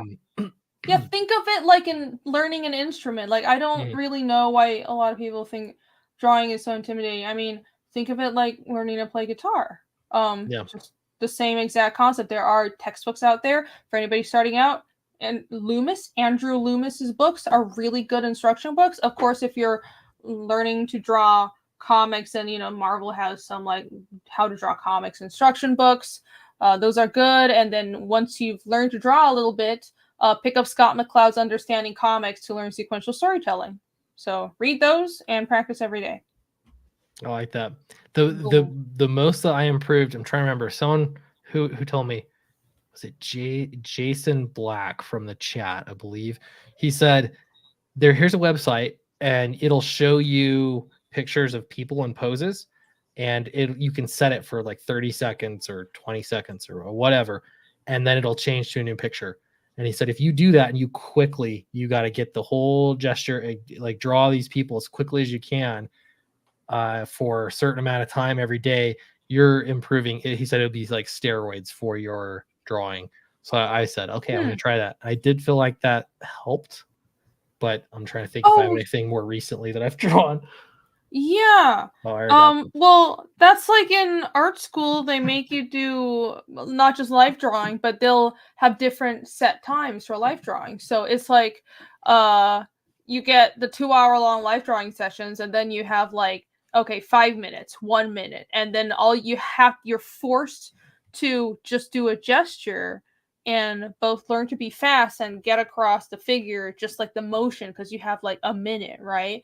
And that's so useful so you learn to understand just basic shapes and expand and contract, like what you're able to do in that time. And that sounds like that website, just like we live in the internet age. There's so many resources online. There's no reason to not if you want to learn something, it's there. It's so accessible. Sorry, you were showing something? No, well, no, I'm like, well, I'm like, that's a more recent one I did on a drawstring. Oh, that's good.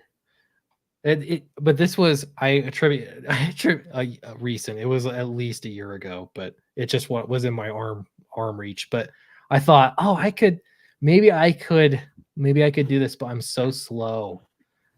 And so I don't know. Well, yeah, that's you gotta practice though. I know. Yeah, if you practice, you'll get faster. Speed is definitely something that comes with practice, but that was good. It's like I like the shading on the face too. Thanks. Cool, yeah, exactly. Yeah. Do you like drawing people, or do you get tired of drawing people? Because in comics, there's a lot of figure drawing. It's like most of it. Yeah, I like drawing people. I like drawing everything, as long as it's fiendish. There you go. Yeah, not Marvel. You would never go back to Marvel then, if they said, "Hey, whatever your favorite comic book is, you could do this character. It's yours." I don't think it's more for the reason. I don't think they would ever ask me back, first of all. So, like, come on, let's be realistic. They probably hate me. But I just don't think I should, because they own a bunch of different IPs. Do they own Conan? I guess if it was like Conan, I would be like, I would draw that. That would be great. And I think I'd do a damn good job as well. But I don't think I should do superheroes. Maybe I'm being too like purist about it, but I'm like, well, I've tried my hand at it, and I think I didn't grow up with it, so I'd rather my wheelhouse is like science fiction and fantasy. Yeah, Mm. it's you don't have that. I'd rather do that. That desperate emotional. That's like I think a lot of comic fans are so in love with the characters that they'll put up with anything. Right, I have none of you know, that. yeah. I don't have any attachment to superhero. I mean, I think it's cool that people are attached to these characters. I understand they mean a lot to a lot of people. I didn't grow up with it, so it doesn't super matter to me. They still have their Spider-Man video up. That's fine. Yeah. What's your Spider-Man video? They had me do a draw this pinup of Spidey and what was it, Spider-Gwen and Miles Morales, and record it, and they have a video up. It's from years ago. So yeah. I don't know, that's fine. I'm not like, I don't hate the work I did for them. I just don't think I would go back. You got better things to do. Yeah. Yeah, I want to do Fiendish, but who knows? Maybe when I'm done with Fiendish, and if they want to ask me to do Conan, that would be great. Do they have Conan? I don't know. They do. Yeah, I'm not even sure. Crazy? I have no idea. I don't, because it's Disney. So yeah. Hey Wolfler, what's up? Sugar Chris is also in chat. Hello, Chris. Thank you for joining. Yo, hail, hey. Barbarajo's Miss Solar Terror, member for 5 months. Said cheers all and cheers Clint with goblet emojis. Thank you very much. Thanks. Thank you. Barbara just is always here gifting memberships. Thank you for the 1 membership gift. I very much appreciate it. Thank you. Thank you. Thank you. You are great. Love it. I believe how almost anyone can learn to draw. Yeah, with enough determination. Yeah. You do not believe in talent. I do. Yeah, talent does matter. I find it interesting that this is such a people have very staunch opinions on both sides of this. I never have thought about it that way. I think the difference is, have you tried to teach somebody to draw and it didn't work? Like I have, and it's and have you been to art school? Like I've just been going to art school. There's a difference in aptitude, just like there is in humans vary in aptitude. Not everybody is the same. Like, again, I would never be a musician. But I'm a good artist. So, and that's just fine. That's fine. Yeah. Granda, by the way, is a very good artist. Everybody should check out his channel. He's got, his comics I own one of his comics. I met him when I was down in Colombia. He's an amazing artist, and hopefully his comics will be coming out in English sometime. But yeah, he's good people. Everybody go give him a follow. Very cool. Shall we Erin just doesn't have talent for teaching? Well, that's true. It might be my fault. You're the problem. Oh, okay. Yeah, always. Yeah. It almost seems like if you really want to draw, you would. I don't know. I just don't know. I like drawing. I've spent an awful lot more time working on writing, though. So, yeah. I don't know. Well, speaking of that, so can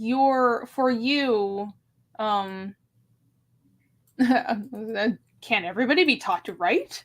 What do you think about that? Do you think anybody can be taught to write, or is there natural talent? That's a weird one. I think everybody believes that they know how to write. Yes, definitely. There's a massive difference. So I think that's a bigger hurdle that first we'd have to get past. But I think because with drawing, you clearly know if you can't cut it. Like, it's visible, everyone can see it. Maybe there's a gray area somewhere in there along the progression, but for the most part, nah, that ain't it. For writing, it's astonishing to me how many people have never written a single thing in their life, and they're like, I could write better than that. And that's awesome. That's the confidence you need. But but I've read a lot of garbage because of that, and that's okay. You got to start with garbage and get it out. So I don't know. I just find it it's just funny to me that it seems like not, I think most writers work on their craft and they treat it the same, like it is an art. It is, it's a craft, you got to work on it and you got to take criticism and apply it, and there are tools for writing. There are still, just like with drawing, there are right ways and wrong ways, and you can break rules, but you got to understand, and there's style to it. But it's, I think it prevents people because they think that they can just tell a story and it's good the way that it is, that it prevents them from really learning. Does that make sense? I don't know. That's how I see it. Right. Yeah, I do. That does make sense. I think with art it's almost a little more objective because like everybody has eyes. Uh-huh. But with writing it's a little harder because, well, there is no just objective measure, and if like your own perception, it's harder to break out of that. You're just under it, and you can't just, everybody has different ways of how do you put it? Artists have, I wouldn't say most artists view their work and it's like, oh, my work is so awesome. Like some people, everybody's different. A lot of people view their work and their default position is my work is awesome, but some people are the opposite even when they're actually really good. And there's a huge variation with that. But the problem is when someone vastly overestimates their ability. And I think it's harder to realize that's what's happening yourself when it's writing and when you're not also getting honest feedback. So, but you're correct. Writing, just like drawing, there's a structure to it. It can be learned. You can study it. It's a discipline, and there's there are rules to it, and it's just like drawing.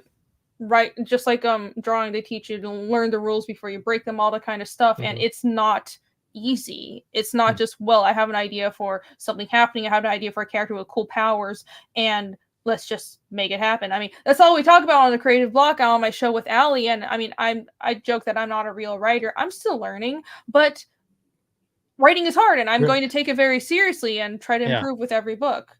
And I'm definitely still learning too. But it's like, it's interesting because you can write something and you think it comes across a certain way because of your own perspective and experiences. But you have to have readers.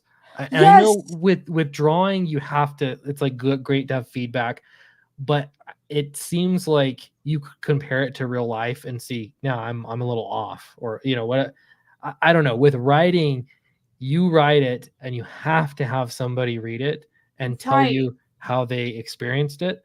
And essentially, I know everyone's different, but you get a group of readers there and they start telling you the same things, like trying to write something that's scary.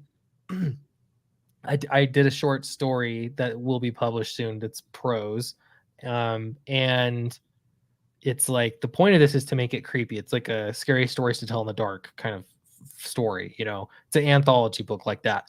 So I did mine and I'm trying to make it creepy, but I have to have other people read it and tell me, was this creepy? Was this, if somebody tells me it was funny, this one thing was funny, I think, oh no, that's not what I intended. So you gotta fix it. But it's such a, it's harder to get to, I think, just to understand, is this working? It takes a little bit longer, perhaps. Right. Yeah. And Doug O'Solo, thanks for joining. Have a good night. And thank you for the links. Your service is appreciated. Thanks. It is harder to gauge, just to gauge your own, how your writing is coming across. You're correct about that. I don't know what it is. Somebody smarter than me probably has like the whole like fucking scholastic term for this whole phenomenon. But with writing, you need feedback, and I swear 100% that's the issue. So a mediocre writer can put out really good stuff if they get a shit ton of feedback. Just get feedback. First of all, get an editor. Comics, especially if it's not a publisher comic and if it's completely independent, just get an editor. And there's a lot of people that do editing out there. Editing for indie comics is not the same as publisher comics, which I realized that some people didn't realize this. So an editor, if it's if you're an indie production, it's not like a project manager. It's not the same as working for a publisher. It's just is somebody that is there, understands storytelling, usually another writer, and they're there to be a second set of eyes, because when you're in it, you don't see certain things, and having fresh eyes look at it really help, especially another writer that understands story structure. And you need to find the right person, right? Somebody that also shares your creative vision that you can trust, but just somebody to bounce the story off of before you put it out into the world. And what's even better is get an editor and also find test readers. And all this is hard. I know, I've been there, and I'm in a place where I'm very lucky. I have both an editor and test readers and a team that are in that I can, for lack of a better term, vibe with. And it's hard to find people that you can trust and that will also actually give you feedback, because half the time, like, if you show your work to somebody, and usually, what do you do when you start out writing, or even when you're drawing? It's the same problem when you're drawing, but it's usually it might be just like it's easier to get honest feedback if you're drawing. Like, if your drawing sucks, somebody's gonna tell you. But with writing, usually people will be like, "Oh yeah, that's nice." And if you show your family and friends, most of the time they're not going to critique, like, "Oh yeah, I think this character arc wasn't strong enough. Like, I think their want and their need didn't really match up." So all this stuff, and your arc 2 could have been a little longer, but they don't know these things. So anyways, so yeah, getting that feedback and that system is hard, but try. It's possible. Yeah, you kind of build out a team that works. I have Do you have a team? Editors that I prefer for comics. I have editors that I prefer for prose, and I will use them separately because their expertise is different, and that really matters. In comics, people don't see a lot of the writing that you do because you're writing plot points and all that. You're writing the panels. If you're writing full script, you're describing the panels and everything, and they don't see that really, or they're seeing the artist's interpretation of it. But your dialogue is naked. It's just like, it stands on its own, and so the dialogue suddenly becomes so much more important, especially because you can't put too much on any given page. So it's just, it really puts a lot of weight on, you have to have good dialogue.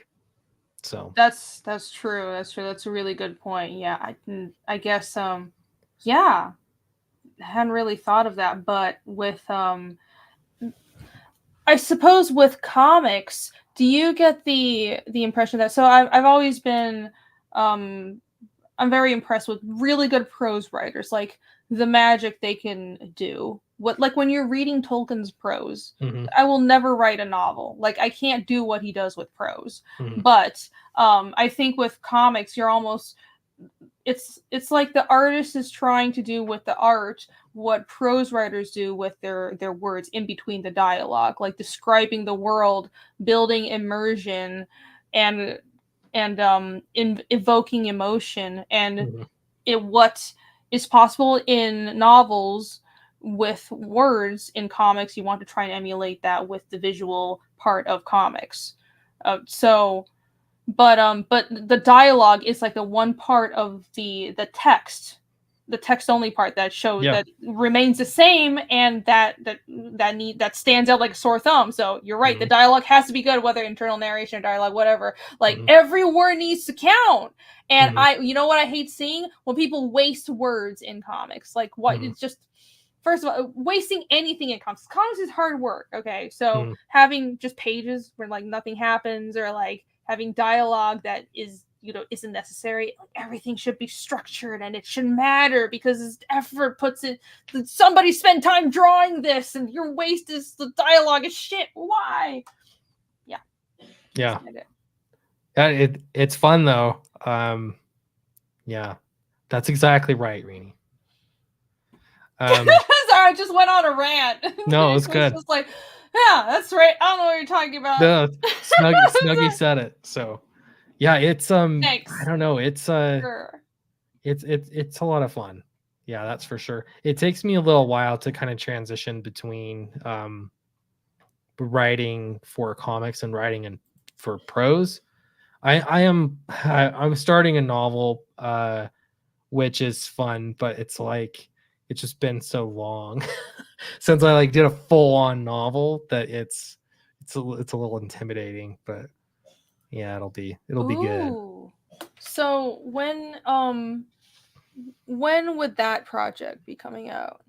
I don't even know it. So I've written 2 full-length novels, and at a pretty rigorous schedule, it takes me a little over a year to write a novel. That was like I was writing an awful lot to do one, and it was like 14 months or something like that. So it's gonna take me a couple years realistically of pretty consistent writing to get that done. So we'll see. It'll be kind of like little here, little there.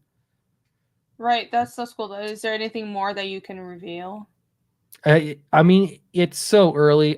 It's like sci-fi dystopia. I can't help myself. I don't know why. It's something that's just interesting to me. So that's your genre. It's your thing. Yeah, and I could do it a comic version of it, but it would take so many volumes and so much money and all that. It's like I can just write a novel. Right. Yeah. So yeah, I get that feeling. Yeah. Well, that's cool. Did you actually let me switch over to this because you have a website and I thought this was cool. And I love seeing people who have websites. And so this is where you ran the first campaign for Downcast 4, right? Yeah. It's a bit neglected right now, but it still functions and you can still back it there.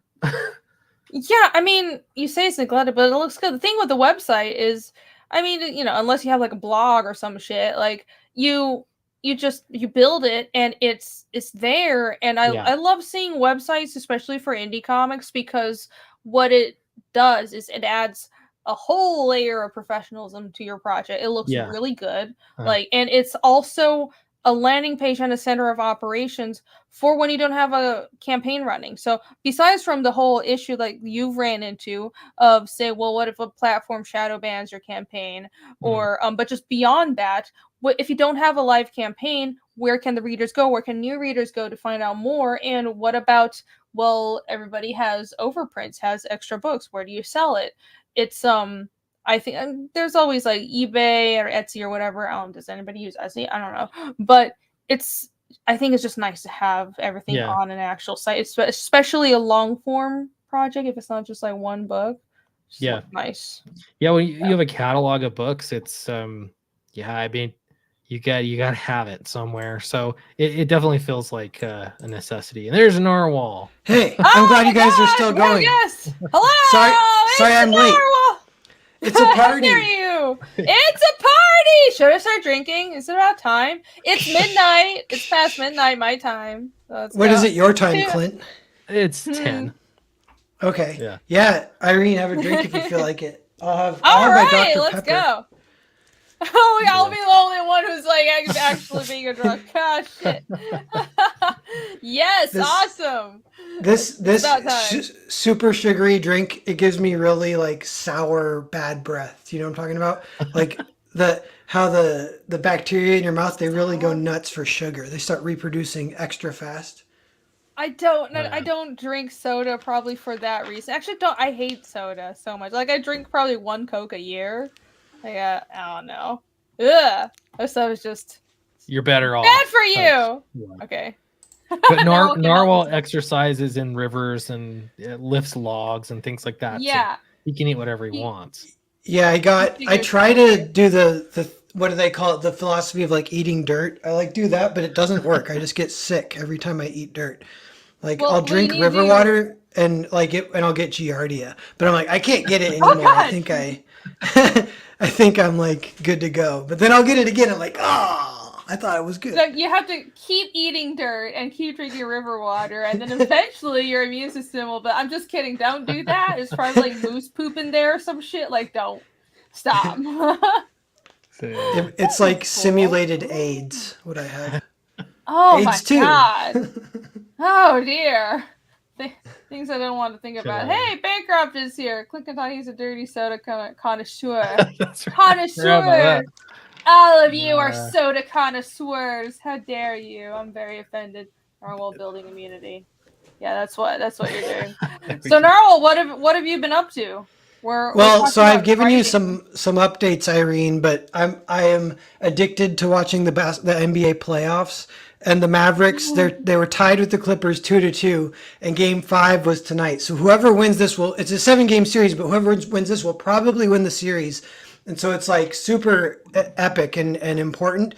And so I couldn't miss it. So I go and watch, and my boy Luka Doncic, he's like been playing not so great in the past, but he's our best player. Although my favorite's Kyrie, but Luka, he had a fresh cut at warm up. I saw, I was like, he got a new haircut, and so I text my dad. I'm like, this is an ancient magic spell. He's gotten a haircut. He's going to go for 40 points. And they're winning by like 30 right now. And I think he's going to get close to 40. If he gets actually 40, then I'm going to be like whatever. Should win. Okay, so if Narwhal starts screaming out of the blue, we'll know what's going on. I mean, I don't know what's going on. All I know is you might get money. So good. Yeah. Yeah, I might win $3,500, but they have to win 12 more games after this one, so it's still a long ways to go. Yeah, that's a long ways to go. I mean, Narwhal educated me on the whole sports betting scheme or scene, what the fuck ever. I didn't know anything about it. Apparently you can make good money, so sure, go for it. Yeah, who knew sports betting is actually really fun. Although I was joking about it the other day, and Adam Miller was like, I knew a guy who went into debt $100,000 without telling his wife, and then borrowed $25,000 from his wife's parents to try and get himself out, and he gambled that away too and lost it. And so that's like a horror story. Like that. Yeah, we all know people like that. Oh my gosh, some of them. Yeah, we know them very well. Gambling's bad, everybody. Gambling is bad. Except when you win, then it's okay. Yeah, I've had some bad gamblers in my family. If you're bad at it, realize it and stop. That's all I'll say. Mr. Burger for $5. Thank you very much, Mr. Burger. Burger says, I love this fucking book. I have 6 issues of this. It's fucking great. Thank you. Right. I don't know why I'm saying thank you as if it's my fucking book, but thank you for the super chat. Thanks for super chat and the compliment. Thank you. Yes. That's why I'm like, having readers tell you that they enjoyed the book that's my favorite thing. I love it. Mm-hmm. Oh yeah, definitely. I think well, okay, so here's a question for both of you. I need to be a better interviewer. What is your favorite part of making comics? You go first, Clint.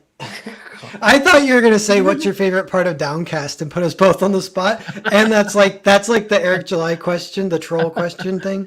Oh like, no, because I wouldn't be able to answer it. So like, why would I do? I'm not a good enough troll. That wouldn't be good for anybody else. I'm too honest. I don't know. Getting the book back from the printer and seeing that it hasn't been like a total botched print job. Oh god. Yeah. Like I always have this anxiety. I can't really relax until I see the book and it's like, okay, the spine is where it should be. Because there's so many things that could go wrong. The relief that washes over you. Yeah, that's a great feeling. Flashbacks. But I mean, getting it lettered is one of those stages that's super rewarding to just see the words with the pictures and it looks like a comic book. And then looks like a comic. I really enjoy writing the script too. Like when I'm really on it, that's fun. So those are probably like my 3 favorite stages. Yeah, cool. I agree with that how it washes over you, the relief when you open the books and they're okay. Yeah. Versus if they're ever not okay, that's also the worst feeling. Did somebody say lettering? Hey, we have another guest. Hello. We said it 3 times in a mirror. and Eric Weathers appeared. Yeah, we cast a spell to summon Eric Weathers. Hello, welcome. Oh, it's a proper Hello. party now. I'm gonna go get my wine. You guys answer the question. That's right. Yay! But yeah, the other thing, my direct answer is just that it's the writing. I think is the funnest kind of. Yeah. That's when you're imagining the book being done without having to do any of the work. That's like the funnest. You're like, oh, a crowd scene right here. Yeah, That's yeah. stuff that'll be torturous. There's gonna be so many people in and all mo- different clothes. Can't just monochrome color this one. Yeah, but in Narwhal, you're the one that usually has to draw it. So do you Yeah. hate yourself when that happens? Yeah, I try to not let that kind of stuff stop me, but it definitely I have a little rule. It helps if you're writing your own stuff. It does help because you do write stuff that you know you'll want to draw, and then you're drawing, and that's part of the motivation is I can't wait to get to the next scene, or I'll think the scene is fun or whatever, and so some good stuff's happening, so I'm looking forward to drawing Save the it. best stuff for the last page. Yeah, That way, that too. you have to get it done so you can draw the fun one. Oh, so you draw it out of order sometimes? Because I usually always draw it in order, but I should do No, what you I'm do. just saying, save that favorite drawing. Whatever. Save that for the last page of the book. Or when you, I think so.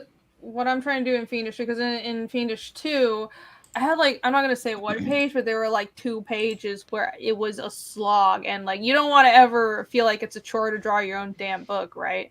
So there's techniques, and it's probably different for everybody, but doing the layouts in a way where you know you won't be bored drawing it, where it'll be interesting and fun to draw. There's certain things you can do, but saving the most interesting pages for last is a good approach as well. Mhm. Like that. Okay. Yeah. Well, Yeah. what about you, Eric? What is your favorite part of making comics? Giving up, retiring, and doing something else with my life. Okay. That sounds the well, most rewarding. Wait, giving up retiring? So the fact that we'll all be working and until the Giving up, day we die and comma, die on our drawing board? Retiring. There's a comma in there. Oh, there's a comma. Oh, Yeah, okay. there's a comma in there. I didn't Yeah, realize that. burn it all to the ground. Mm-hmm. Yeah, just walk away. I was being a little too pessimistic. That sounds fun. It sounds so good sometimes. It really does. It's like, all right, peace Cool. out. I'm glad we're already at right that off into the point. sunset. Yeah, I can't say I disagree. Some days I really want to, because this is a whole dumpster fire and a half. And you know, But I won't. Eric did the best art. This is the high praise though, because best art of his career is here in this book. Eric, this looks so now. fucking good. Those What the fuck? There's only a few or a couple pages too, but man, that was just my Damn it. warm up. yeah, Oh, shut up. That was great. Honestly, Yeah. like this page is beautiful. Thank you. Wow, I love it. Are these traditional or digital? No, digital. Okay. Did you color these too? No, I did not. Okay. I didn't. I just handed Clint the line art, and he took. I just took it because I was like, so yeah, I know Eric. Every artist wants their colors to look the best, to make their art look the best. And I was like, Eric, I'm taking the decision away because I've got money problems. So that's what it came down to. You know what's funny is I always pictured when I was drawing that octopus thing, I always pictured it being red, and it's not red, and it's bending my brain. That's flip. Oh yeah, I mean that would be a pretty easy change to make, but Well, it looks Mr. awesome though. Stoker. I like it. I like does. the green though. It's almost like the sea itself is like rising in the form of this creature. It's Yeah. nice. And the little spatters that the color is added in front, I like that, like the mist. So it's underwater stuff. Eric's storytelling shines in this too. He did a killer job. Thank you. Yeah. Yeah, this was fun. I thought this could be a one-shot comic. I kind of went back and forth with what this chapter would be, but it was so important that it had to happen, but it had to also happen in the sequence of chapters that it did. So, because you have to understand this to understand the rest. So, yeah, killer Can job. you? Yeah, this is absolutely beautiful. Great work, Eric. Both of you. Thank you. I love Nice. the art, how recognizable it is, and yeah, like someone said earlier in the show, it is a little reminiscent of BPRD, that old timey mystery-ish look. I think the coloring Yeah. really does it. Who is your colorist? So this is Damian Penalba. He colored the first two volumes of Downcast, and then Nacho started coloring his own on volume 3. So he did 3 and 4. So with Eric, I invited Damian back because I also thought this will make it consistent, or like, it'll kind of have the same look and feel that people have been used to. It's a different artist, so we'll pull in the colorist that's already worked on so much of the book. So anyway, that was the reasoning behind it. But yeah, I like the BPRD comparison because I love that series. Yeah, it's I don't know. I think it's the coloring, but also the aesthetics. It's a little like vintagey, old timey ish. Yeah, You know what I mean? yeah, Fantasy, old timey. yeah. I like it. And Eric did that killer cover too. That was traditional though, right, Eric? It was, yeah. This one, yeah. Yeah, that's the one. I love that. That you don't this image. I wanted to use it for the thumbnail, and like you don't have a large image of this anywhere. It's very frustrating. It was trying to put both side to side, I guess. I don't know. I've got big pictures, but yeah, I haven't thought about that. On the website, like, I want to see. Yeah, this is one of the hard things on the website. There were certain, I don't remember. It's been long enough ago that the image size was a factor, and then Indiegogo it always is, but I don't know. Usually you get pretty big on Indiegogo. I just put them side by side was the only. Yeah, that's what I did. Oh, so am I too zoomed in? Oh, is that it? Is this in? Yeah. Yeah, I was too. There you go. That's why I'm like, I don't know why they're on top of each other. But yeah, they were. Yeah, they're side by side. There you go. Oops, I kicked my head. Yeah, I like to zoom in so the things are easier. All the details are easier to see because YouTube screens are small. Totally, yeah. But yeah, that's an absolutely beautiful cover. I gotta get me that with a buggy. This little weird centipede thingy. I assume so. You've mentioned you've done the basic pitch for Downcast. This is a whole series of stories. So Downcast 4. It's a series of. It's almost like multiple issues in one book, right? Yeah. So each volume has multiple issues in it. Volume 1 has 2 like bigger issues in it. Is how it was. Volume 1 and Volume 2 each have 2. So there's 4 issues there, and these issues were published separately through Alterna. So if you're following the Alterna single issues, that's kind of how it fits in.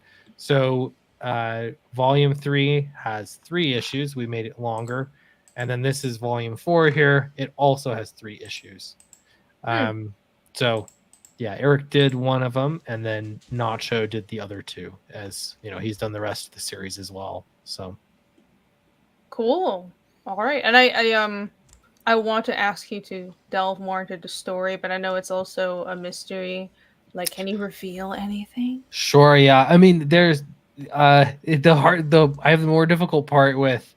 Well, if you haven't read any of it before, you got to start with the floating city in the sky and understand all that. But the mystery here is basically people worship this unseen god. That's so people there's like some religious zealots that'll worship the goddess of the stratosphere, and it's kind of revolved around that, and it's kind of well known that she just doesn't exist.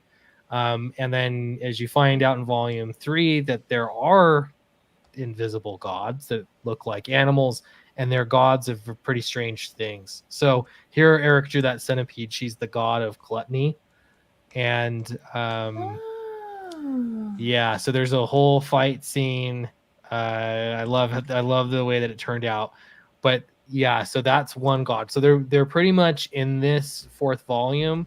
There's war brewing between the unseen world and the seen world, and they're all coming to a head. So all these gods that have been gone for a very long time have come back to Strata, which is the city, and Joanne and Jax are, along with the Monstro, are sort of hunting them down one by one to get rid of them. So they're the only ones that know that they're there. So this is you're introduced to more gods as it goes on. So, well, I mean, there's just one more book, and you're introducing. This is a pretty big plot point to introduce. Well, so they're introduced in the last volume. This is like the actual war kind of taking place, or it's developing. The fifth. So I'm like, the fifth one has to happen because there's some important things. There's major spoilers in this book in several different places. So all of the artwork is completed. I'm just making sure the lettering script is all good, and I'll be sending that to Eric here really shortly. But yeah, I just feel like so restricted with the art because there's so much of it that is spoiler territory.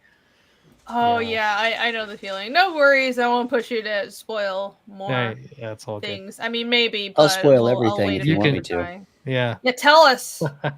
just read the whole story out for us live on air. So this is all the art is done like you said, and I see June is the fulfillment day, so that's a really quick turnaround.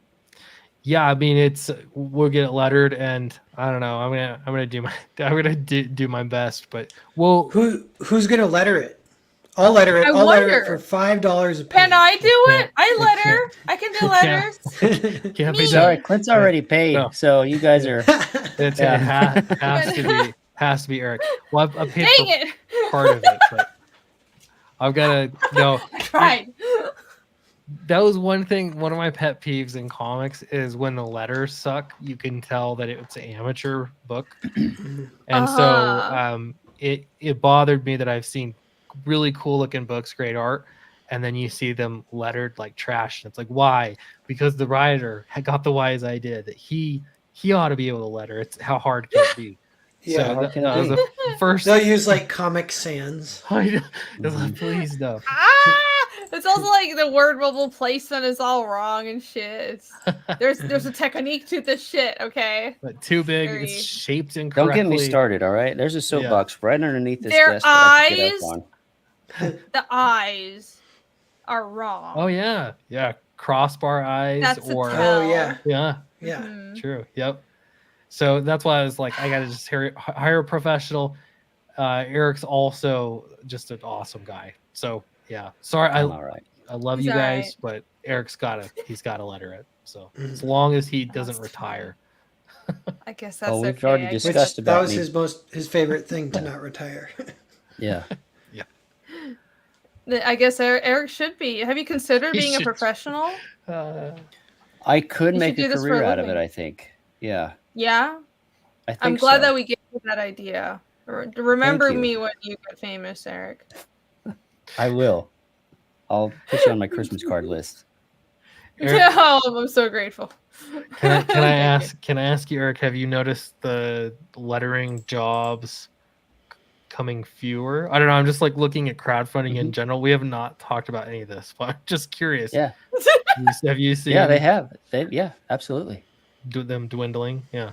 Oh yeah, big time. That's just. And then crowdfunding is like. There's a new phenomenon where I will be on a campaign listed as the guy letter in the book, and then you don't get the job. I don't know. Campaign's open for months, and my name's in the credits and on the videos and all of that. And then the book comes out, and I was like, well, I didn't even get those files. It's like there's a ghost letterer out there. There's somebody just like charging $5 a page. Wait, no, that's not that's not cool though. That's not cool. They're getting their cake and eating it too that way. Yeah, if you're, I mean, you're like, if they're selling the book as being lettered by you, that actually means something. So, I mean, don't do that, okay? No, That's not cool. Man, that sucks though. Yeah. It might. Do you think it's an issue where a lot of campaigns will? I've seen several campaigns would say, "Well, Eric will letter it if we get a certain stretch goal," and because crowdfunding is just going to shit, the campaigns aren't making the stretch goals. Only 2 campaigns that I can recall have had me as a stretch goal add-on, maybe 3. But those were, I mean, Bancroft was the latest one. Bancroft, and how he dare smashed you? that goal. That book is lettered. I just got to do edits now, so that's done. Bancroft is not on the. He's not on the list. He's safe for yet. now. He's not on the he's safe naughty for now. list. Okay. Yeah. Yeah. No. But I know now that he's heard Narwhal's rate, he's going to be knocking on your door. That'll be the next stretch goal. we get 2 more backers. It'll switch to normal. I'm moving to Thailand just so I can afford it. I swear, I've had half of mine to be like, should I move back to Taiwan? I can! But no. Is the price of living better over there? Oh, yeah, it's like half. Oh, geez. America. Yeah, it's so much cheaper. It's so, I mean, everything's getting more expensive, though. Inflation is global. So, thanks. Good job, people running the planet. Well done. Yeah. Yeah. Oh, speaking of money, you know who will need money and who we should all be helping tonight? Clint, and you should be backing Downcast for. I'm going to refresh this and see if it went up. I was supposed to be drinking for backings, but I've been just drinking anyways. Let's just take a moment of intense anticipation that if it doesn't go up, an angel dies. Damn it! Okay, all right. I've been stalling forever, and it's been like an hour, so hopefully it went up. Okay, I'll give everybody a few minutes. If you've been watching and you've been considering back, if your mouse has been hovering over that back button, do it now. Okay, so now is the time. Now is the time. Now is the time. Remember, this campaign closes tonight, and get Eric's cover. Actually, that is my favorite cover as well. Yeah, it closes in. We've got like a little over 2 hours left. So, and it's down because you're fulfilling soon. You're not gonna do like in demand or anything like that, right? Wait, this is already. Yeah, I'll do in demand. But this is. I want people to back right now. The important thing is that this is what goes to the printer, and I don't think people realize that. At this point, we're ready to go to the printer. Eric will not be surprised when he gets my lettering notes because he's 100% lettering Downcast, and it's going to the printer. So this is what I base the print run off of. Especially now, I'm not like overprinting a ton of books, so definitely get yours. Okay, cool. Yeah, that's well, you heard him. It's now or never. That's the deal. Now or never. Back it now. Yeah. Closing in 2 hours. Dun, dun, dun. All right, can I refresh? Yeah. You could have refreshed at the beginning, but that's okay. Yeah. It's been like an hour. Yay! Yeah! Almost at $5,500. $6 away from $5,500. Come on. Yeah. Close to 100 on this campaign too. Picking up our an goal extra is 100 backers. Yeah, picking up extra 95 backers. That's huge. I thought I wasn't sure if I should launch this campaign on. It's like, it's just doing it over. But no, these 95 backers have come in strong to save the day. So I appreciate awesome. You guys. Yeah. Do you have anything that's unique to the Indiegogo campaign? Like versus other. Like an exclusive for this? No. Yeah. The reason being is because I launched it on the website first. I wanted to make sure that if you got it on the website, you're not gonna be punished. You're the backers that came there first to support me. So I don't want to make you reback or anything like that. So this is just a second chance, and you'll get whatever else everyone else got. So you could.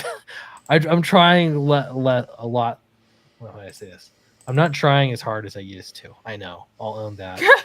But I just want to get the book out. That's all it is. So Well, I mean, I don't know if that's a little too much honesty. He's I'll not own trying. it. I'll own it. It's okay.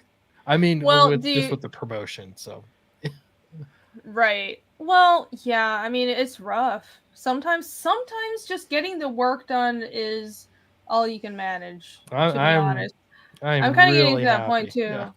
Yeah. I mean, it's kind of weird. I think. I don't know what it is. Is it just we're all spending more time just trying to pay the bills, or just like streaming is hard and it's really exhausting. And honestly, what's important is getting the work done and just getting the books out there. And I firmly believe that, well, you know, regardless of course, the crowdfunders actually funding is important, but what matters is in the long run, are these books good? So spending more time actually just getting the work done and making sure the books are good, even if the economy is shit and crowdfunding is going down, it'll be worth it in the long run because your work will have longevity. Does that make sense? Yeah. So, Totally. And streaming is good. Like I see Barb Rogers say, it's not about trying, it's about reaching a larger audience. You're 100% correct. 100%. Yeah, streaming works. Here we are though. Yeah. Promotion obviously is important. It does. It does. It does work.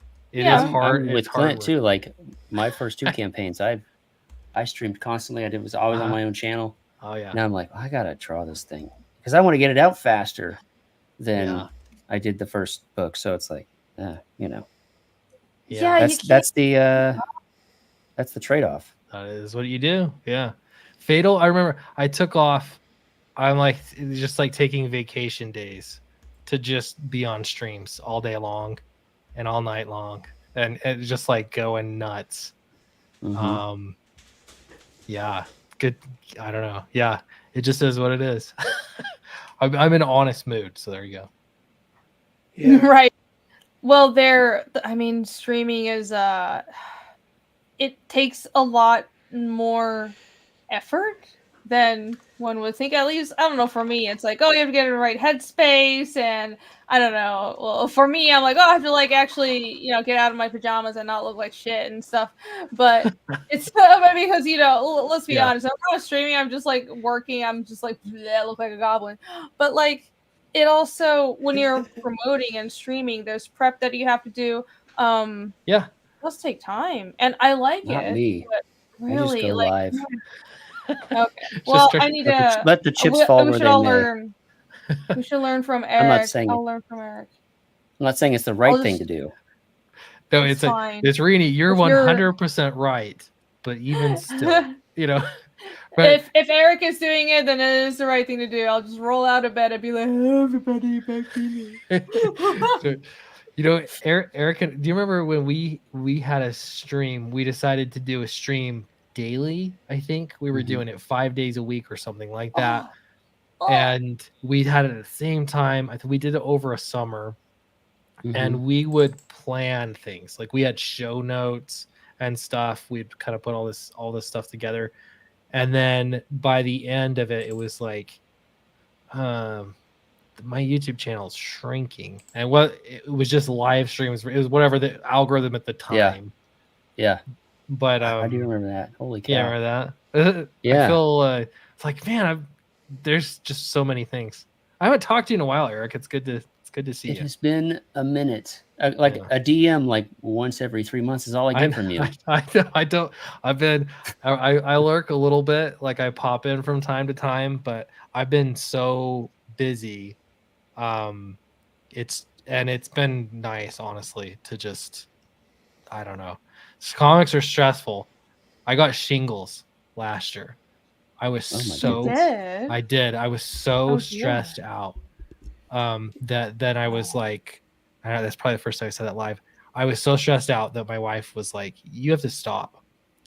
So I did, and it's been really good for me. So yeah. So you're not bringing back Sweetcast? No. I'm not making any more videos, and it's been like, it's so nice. It feels good. Is that tied to like social media in general? Yeah, they are also stopping, or is it specifically comics? I think it's No. about getting a new roof, right? Or is it like the pressure of like you get the yeah, funding true. and then you have to fulfill, and it maybe books a little late or something? Probably, So you're probably a lot of things. There's intense pressure when you're trying to keep the sandcastle or the house of cards, whatever it is. Like, you know, I can do this for a living, yeah. except for I've got to pay this person, this person, this person, and then you realize I don't have money, Mhm. Yeah. to pay me.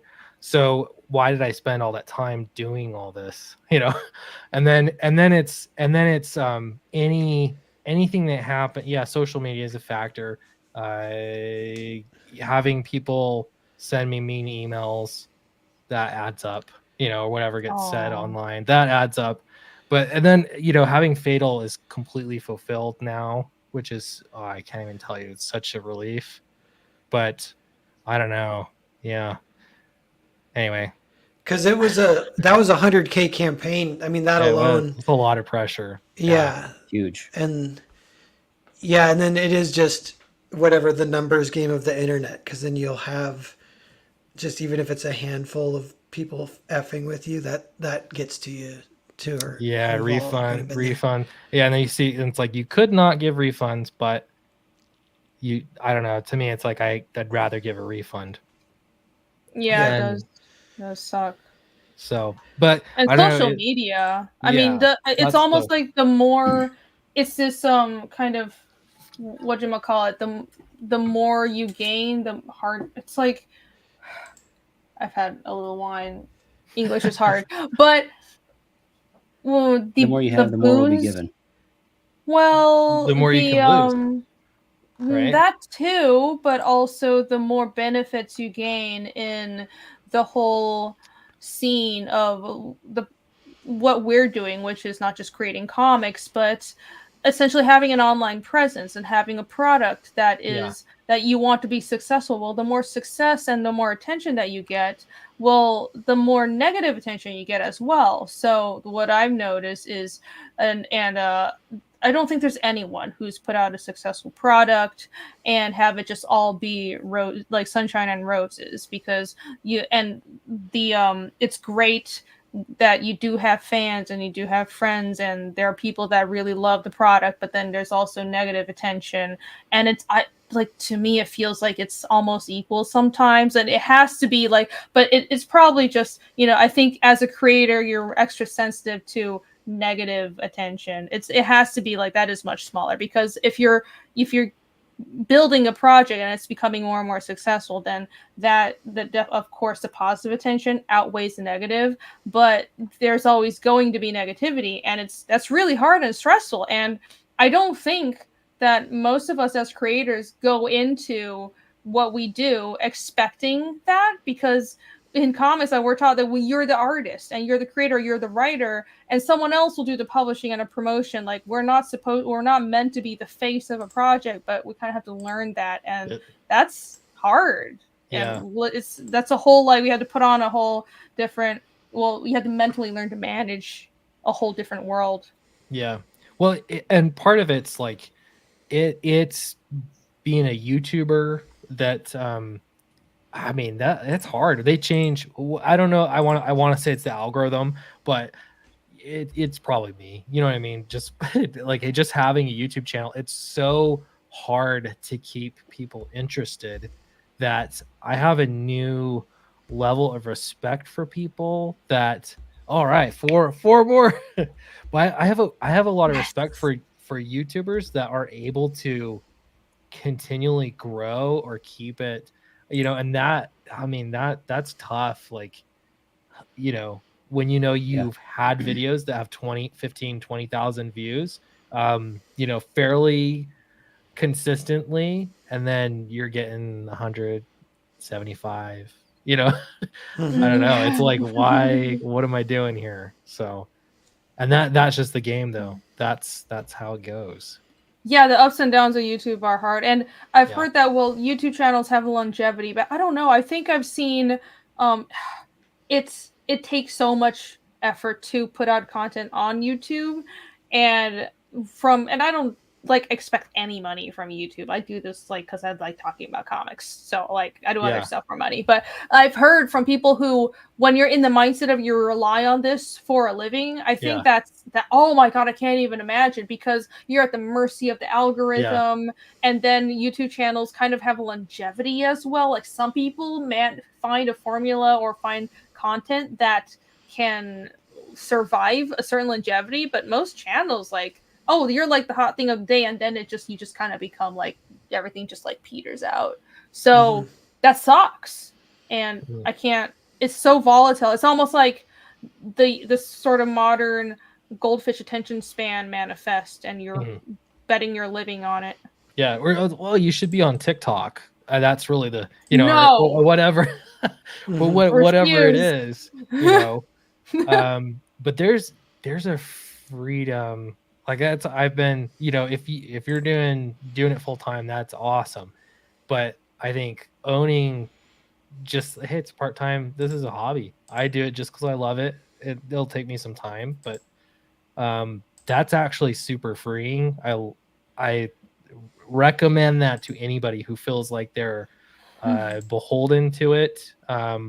There's a lot of freedom in just having a day job. It's great. Yeah. Sorry, I feel like I'm being a downer. Sorry. Well, it is downcast. You're very downcast tonight, Clint. No. That's the new meaning. Earlier, I'm going to go through phases, because earlier I was like, I don't know Rini at all, so I had been given. He started. Were you guys watching? He started interviewing me, and I'm like, "Wait, you're the guest." Then I'm like, then I'm like, "Dang it, I'm not a good enough interviewer. No, I must turn this around. Help!" You're fantastic. I'm just curious. It's been good to get to know. Thanks for answering my questions. So, well, thank you for asking the questions, and I should like turn it around and reverse now you. So I did want to ask you. So, as far as writing goes, did you study literature or writing or something similar? Me? Yeah. I mean, there's a lot of good material out there on how to write, and obviously I'm biased because I came from writing prose, but I think that's probably where the best stuff is to learn about story. So for instance, like Brandon Sanderson, he has a ton of lectures online you could just watch for free. He teaches at a college, and they're fantastic if you just want to learn the rules to storytelling, you know, or what, at least understand what it means, you know. So that's a great place to start. I was in a writers group. That's again another thing, because you have to have readers to be a writer, because you need the feedback. So a writers group, and I got a lot of great feedback there. And then now it's more about editors, I think, who will read my stuff, or those trusted readers that I go back to over and over. I wonder if it was you who told me that about the Brandon Sanderson lectures, because I've watched all those and they are great. And it was a while back, but yeah. I don't even remember. I don't know. They're fantastic though. And he goes through, I mean, this is like textbook stuff. And if you're a writer and you don't know, understand voice, and I don't know, there's so much good stuff out there. And it's all free on YouTube as well. So there's Brandon.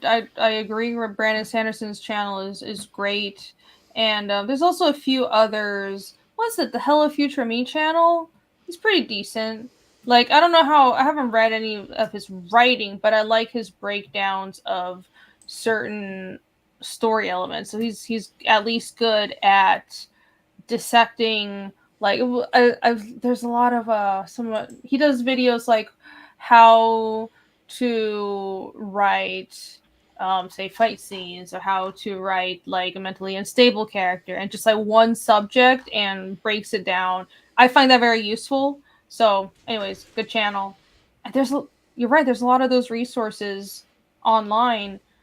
So you learn through using those resources and practicing, essentially, and teaching yourself, right? Yeah, and I think comics, I don't know, like Alan Moore has a book on writing comics. But I don't know. I like just going through, with the foundation of how to write and tell a story generally, just reading through great comics, and kind of analyzing what they're doing and how they're applying it to comics. I don't know. I've just found that helpful. Yeah. So many great comics too. True. Yeah. True. It's all buried. It's hard because I think, especially for American comics, it's like there's such a huge backlog. Where do you start? But you got to ask somebody. Yeah. There are people that know. I'm just gonna stay on this page because that page is so beautiful. Good. Yeah, Eric killed it. Frank Miller, he's the GOAT, like with writing and comics, and it just how he has applied it.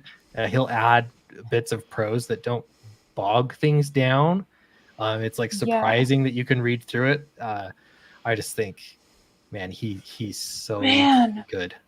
You're right. There's so much skill to writing. I mean, we've been harping about this all night, but with Frank Miller is an interesting example. Is I remember coming over from Taiwan and his work. It was like at a whole comic shop of comics, and his work. I remember picking up 300, and I was like, "This is the most appealing thing out of all the American comics."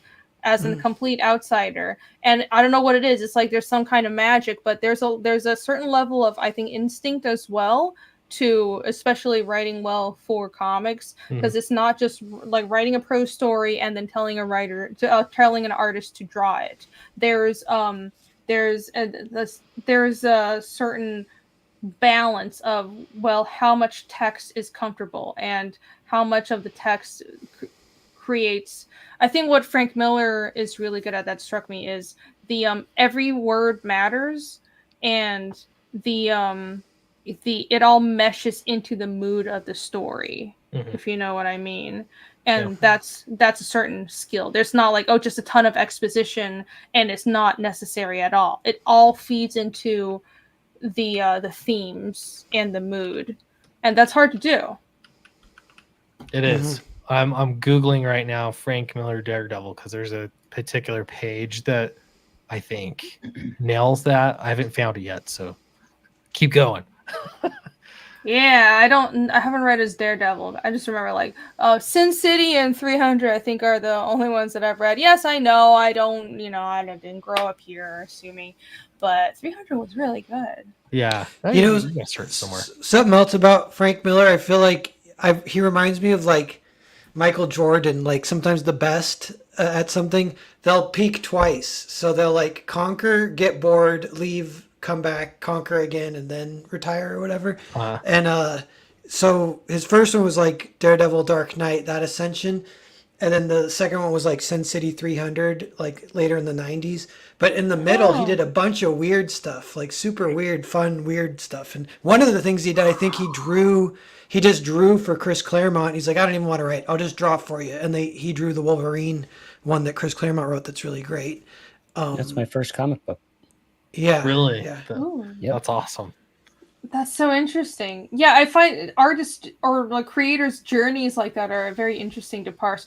Henry Venus, the 300 was replete with amazing dialogue. Yeah, then we shall fight in the shade. Dude, so I was getting critique from Mike Barron, and he was mentioning how it's important to have pizzazz to your comic. And I think that's one of those things that style, right? So there's the structure part of writing where, the story is structured well, and then there's the characterization where everything logically makes sense. But what do you add on that? It's it's the same thing with drawing. There's an equivalent of that concept in drawing. You can mechanically understand anatomy and perspective and all those things, and you can draw, quote unquote, but what about, and then there's the next step, finding your style, and then there's the next step, finding not just your style, but having spice to it. And the best artists have that spice. And there's the same for writing, where the story doesn't just work and it makes sense. Okay, that's good enough, but every word plays into the mood, which is what we were talking about with Frank Miller. And then not just that, but you have those one-liners that are extremely memorable. How do you get to that pizzazz? And I think that can only come from practice and really understanding what you're trying to communicate. And getting feedback and editors. Yeah. Yeah. Yeah, listening to that feedback. Yeah. Mm-hmm. Yeah. Yeah. See, Narwhal.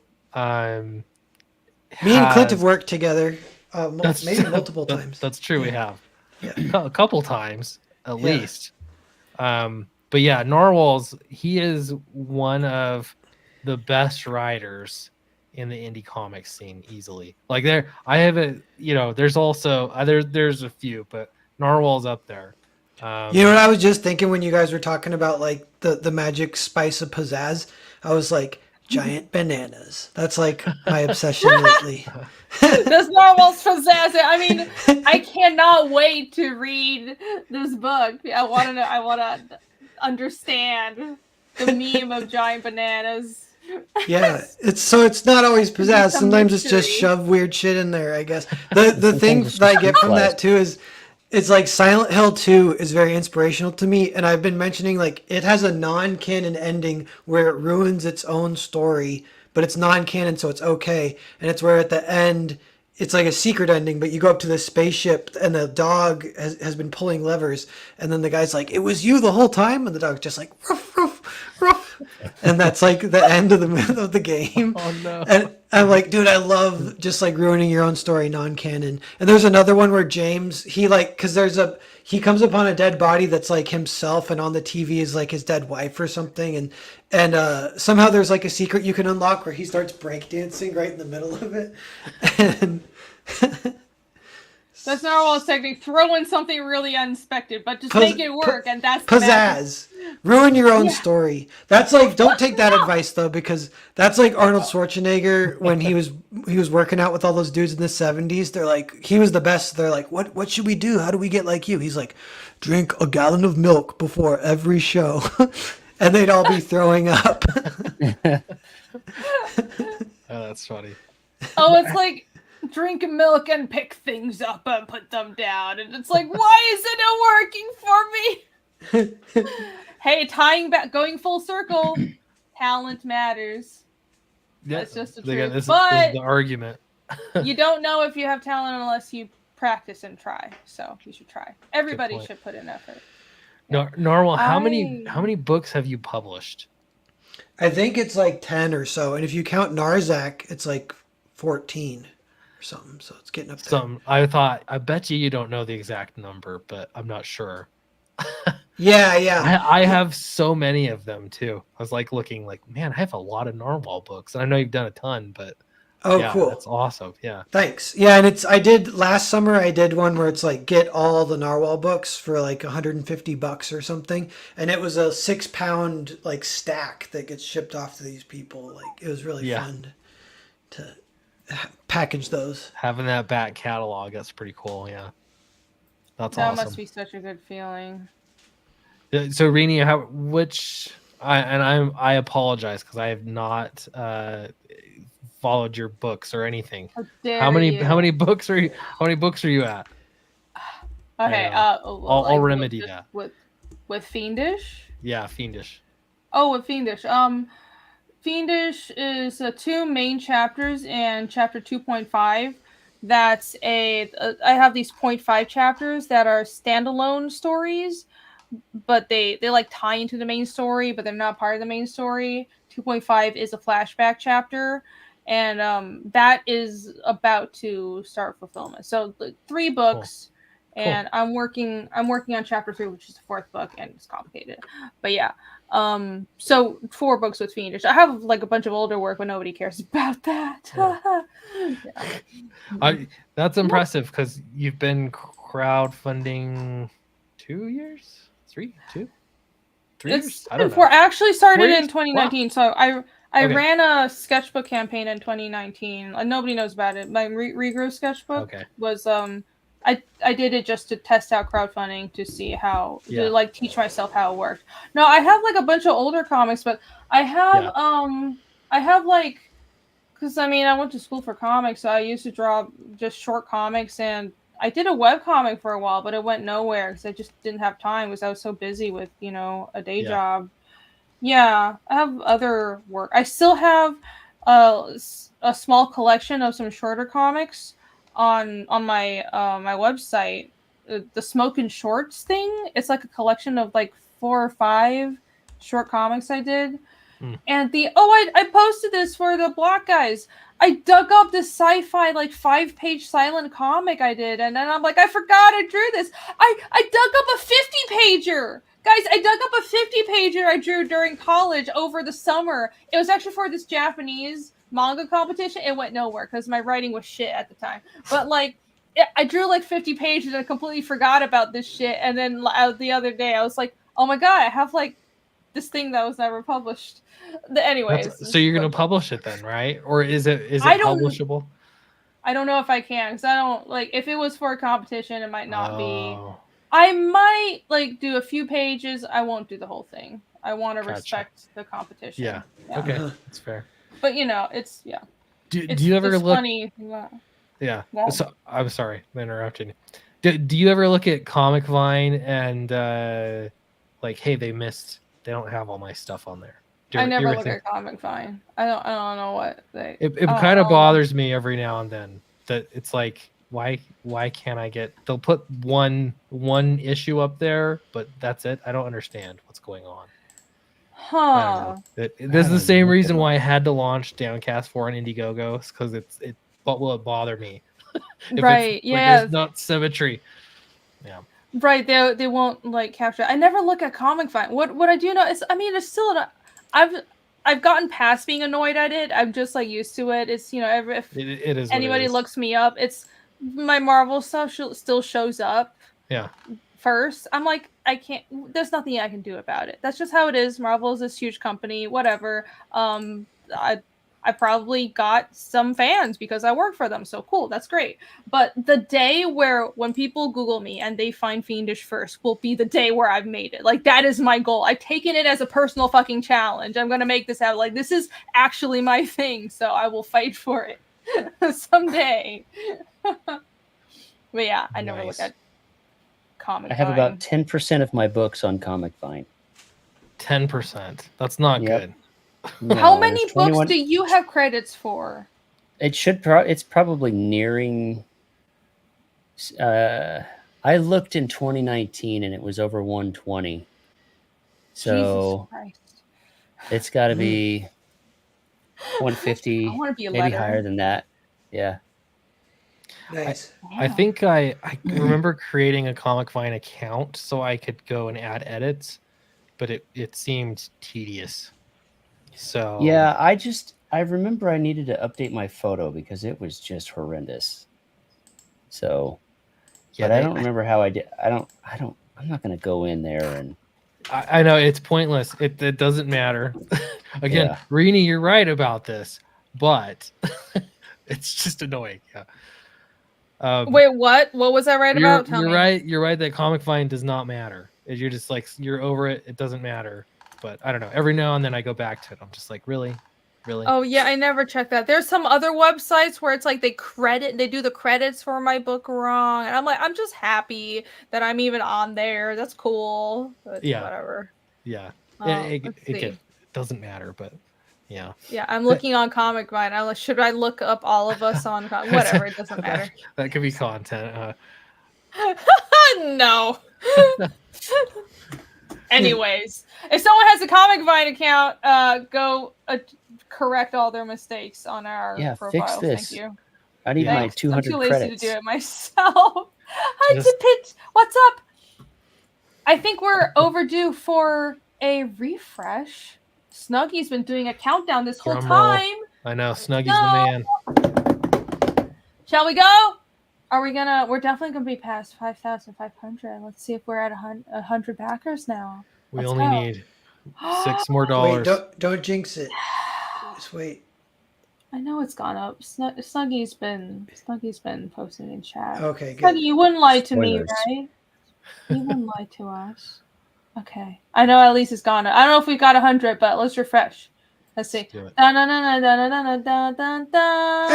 3 more! Yay! 3 more! This will be it's a little less than 2 hours, like an hour and a half. This will only be live for an hour and a half. So hour and a half. True. We're trying to get to 100 backers. We can get 3 more backers. We still got 60 people watching right now. If every one of these 60 people watching back this campaign, then this would be way past 100 backers. We would be at 8,000, 10,000. Let's get this campaign up there. Let's go. So you've never seen a campaign move like that since 2019. We've done it here tonight. Now you brought the pain back. Ouch. I teased. No, look, if we get 100 backers, adding 100 backers to my existing, I don't remember how many there were, 300, we'll say, that's massive. That's 33.3%, if my math is correct. That's a massive increase. So I'm not here to check your math, so we'll just go with it. That's a third. just go with it. That's Eric's favorite thing about comics is to not have to do math. Oh my goodness. But then I started doing pre-press, and it's all about measurements and Oh yeah. bleed and trim. It's like, okay, what are we doing? Pre-press is something you have not enjoyed, but do you feel more comfortable with it? Is it something that now you're like, yeah, okay. Yeah. Okay. I've done it enough. I've done it enough. Yeah. So I did. Eric's not going to like this, but the best thing about pre-press is ignorance is bliss.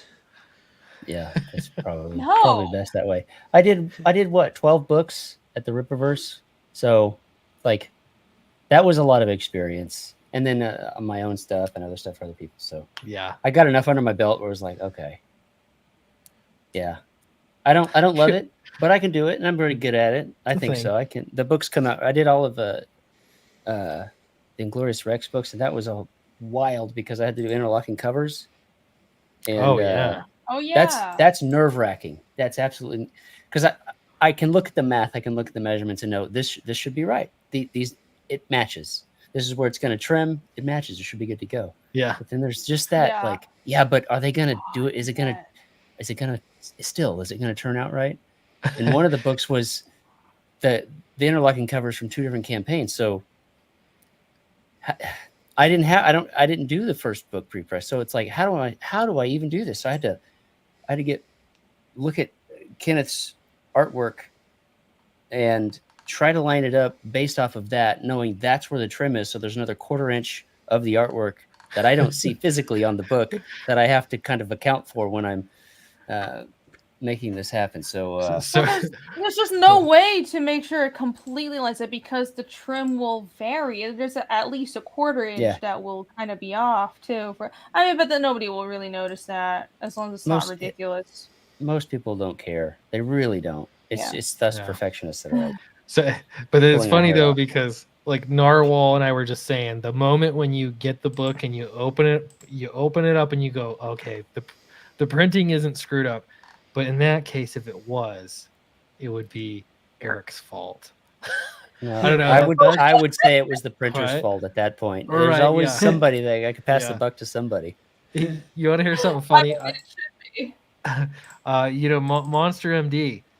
So we use the same printer, and the guy from the printer came to me and he sent me the cover for Monster MD, and he said, "Hey, you did the spot gloss UV on your books. Can you do the spot gloss on this one, like the layer file?"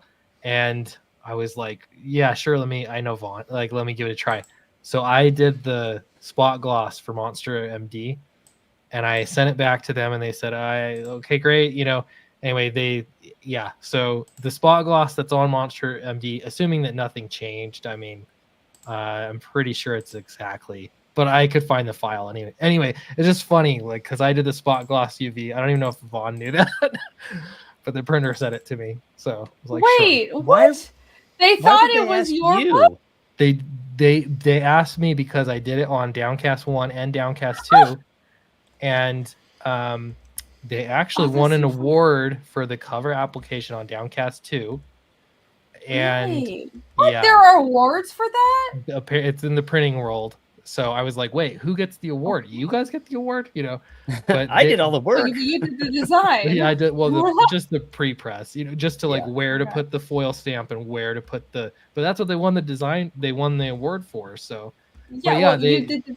Okay, whatever. they asked me to do the spot gloss layer. That's all. It wasn't a big deal, but it was just doing a layer and selecting which bats would be glossy and which ones won it. That's funny. And so I did that and sent it back to them. And wow.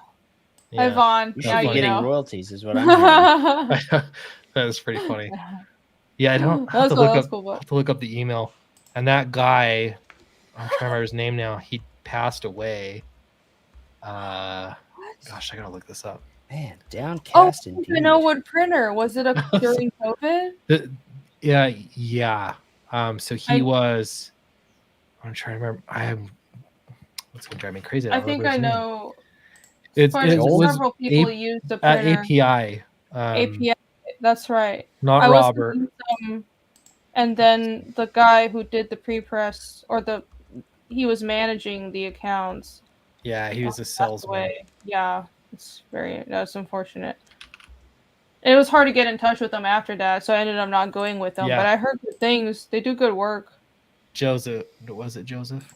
Yeah, Joseph. Mm-hmm. Yeah. That's sad. Anyway, that feels like a long time ago. It really does. It was. Yeah, it was. It was a long like time ago. Yeah. the midst of. I mean, it was a long time ago. Yeah. It's just, it was like the battleground of like in the midst of COVID, and also just so much shit has happened since then. My God. It's weird to think that they shut comic book shops down. Remember, it was like, this is going to be the end of comics. And that was the major news talking points, was that how are they going to move forward? Because Diamond talked all the publishers into stopping. Anyway, yeah. I was just wild. Oh yeah, that's so weird. It does feel like so long ago, but yeah. Well, because everybody relied on Diamond. Pencils down.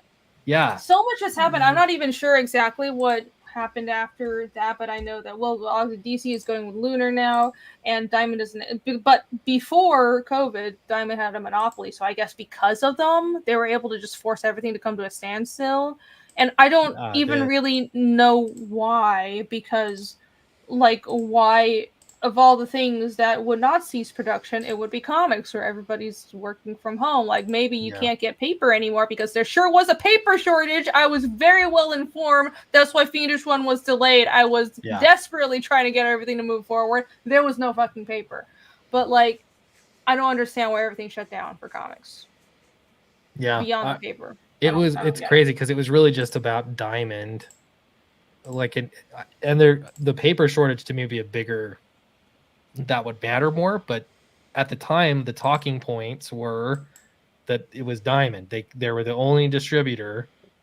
They had a monopoly, and if they couldn't distribute to comic book shops because comic book shops were closed, then Diamond would be in financial trouble, and then therefore everyone else would be. It was like this single point of failure. So I remember making so many videos about this because I was so like, what's happening? But now that makes sense. Yeah. But because comic shops, the physical shops were closed. I mean, so it was just like a whole chain of stupidity. Rippling down the whole production line. Oh, it's great. That's really great.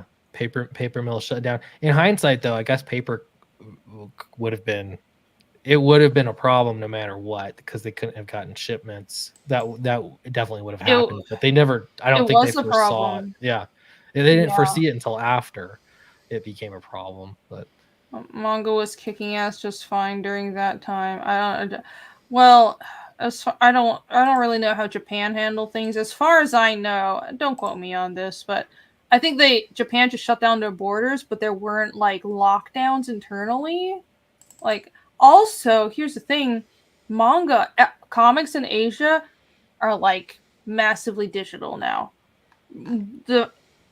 Us relying on print comics is a large reason why things shut down. Like in Asia, everybody just reads on their phones. So yeah, sure, you do have some physical books, but most people like it. I go back and all the print comic shops that I used to, manga shops I used to go to, they're all shut down. But manga sales are still great because everybody reads on like webtoons or on like Shonen Jump, and so I don't know. And I love print comics, but that was part of the reason why the American industry suffered. Yeah, and it's weird because you think about how it changed business in that, you know, like your middle-aged uncle couldn't use Zoom for the life of him, but COVID forced him to, and now everybody has a basic understanding of how to use Zoom. But they could have kept producing comics, and I don't know, I just feel like done something for the digital world, and maybe more people would have adopted it. I don't know. I know I'm relitigating the past. What do you do? But no, there were certainly better solutions than just everything shutting down. But I think like we kind of it's just, well, stupidity happened. What are you gonna do about it? Yeah. I am speaking of digital comics. I do want to give Global Comics a shout out because Fiendish is now on Global Comics. If you don't mind me mentioning that, if you guys haven't checked out that platform, I've actually really enjoyed it. It's check it out. Just I have the links. Where do I have the link? I'll post a link in the chat right now. But so Global Comics with an X at the end. It's like webtoons, but it's more tailored for American style comics. As you know how webtoons is like super low resolution and it's only scrolling comics, and just the content and material, it's much more, it's a different demographic. It's YA stuff, it's more light reading stuff. That's fine. That's not for Fiendish. I put like one chapter of Fiendish on there and I got censored. I'm like, that's okay. It's annoying for me, but that's what their platform is not for me. Global Comics is great. Invincible is on there. I know Scott Pilgrim's on there as well.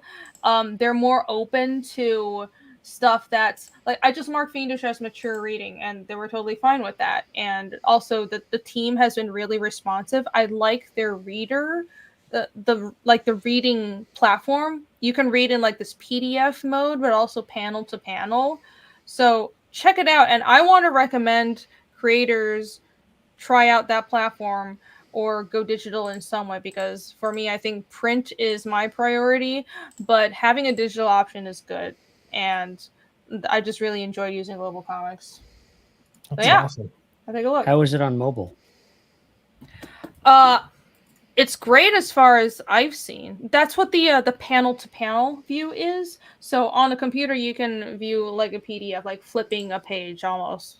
But on mobile, it can. You have to go through and crop. It's almost like this dark, like almost you're doing vector work, and you crop out every panel. But on mobile, you just like click next, and it's panel to panel, and everything else is blacked out. If you can envision that, I can pull it up. Looking at it right now. Well, at first I was like, "Why is there so much black?" Was that on the page? But now I guess that makes sense. Yeah. Can I actually show this? Derp. It does look really cool. Why can't I find it? Nope, not this page. But yeah, they call it like their immersive frame reader thingamajig. There's a link for Fiendish, so check it out. I think Phil mentioned he was going to put some books on here, and I've been just telling everybody to throw their stuff. That's awesome. On the website. How hard was it to get your stuff on here? Like prep, or I don't know. Was it easy? Oh, not hard. Yeah, it's super easy. Yeah. This is not hard at all. Yeah, and Fiendish has the I mean, I've earned like $3 or $4 on it. I'm not expecting to, make bank, but I just, especially with shipping costs now. So for me, the print books come first, but obviously Fiendish one has been out forever, and so has Fiendish 2. So months and months after the books ship, hard people who back the campaigns have ample time to read it. Yeah. I'll put them on here. It's behind a paywall, besides from like a little like small snippet at the beginning. And I think that's a great way to reach a wider audience, and I think that's the key, especially for independent books. We need to get our books out to more people. Like that's my goal. So I'm willing to try anything. Like branch out, do translations, digital versions. You can have a button that says buy print edition and take it to right. So that's thank you for mentioning that. So I'm gonna actually let me pull up the actual fucking page instead of just blabbing about it.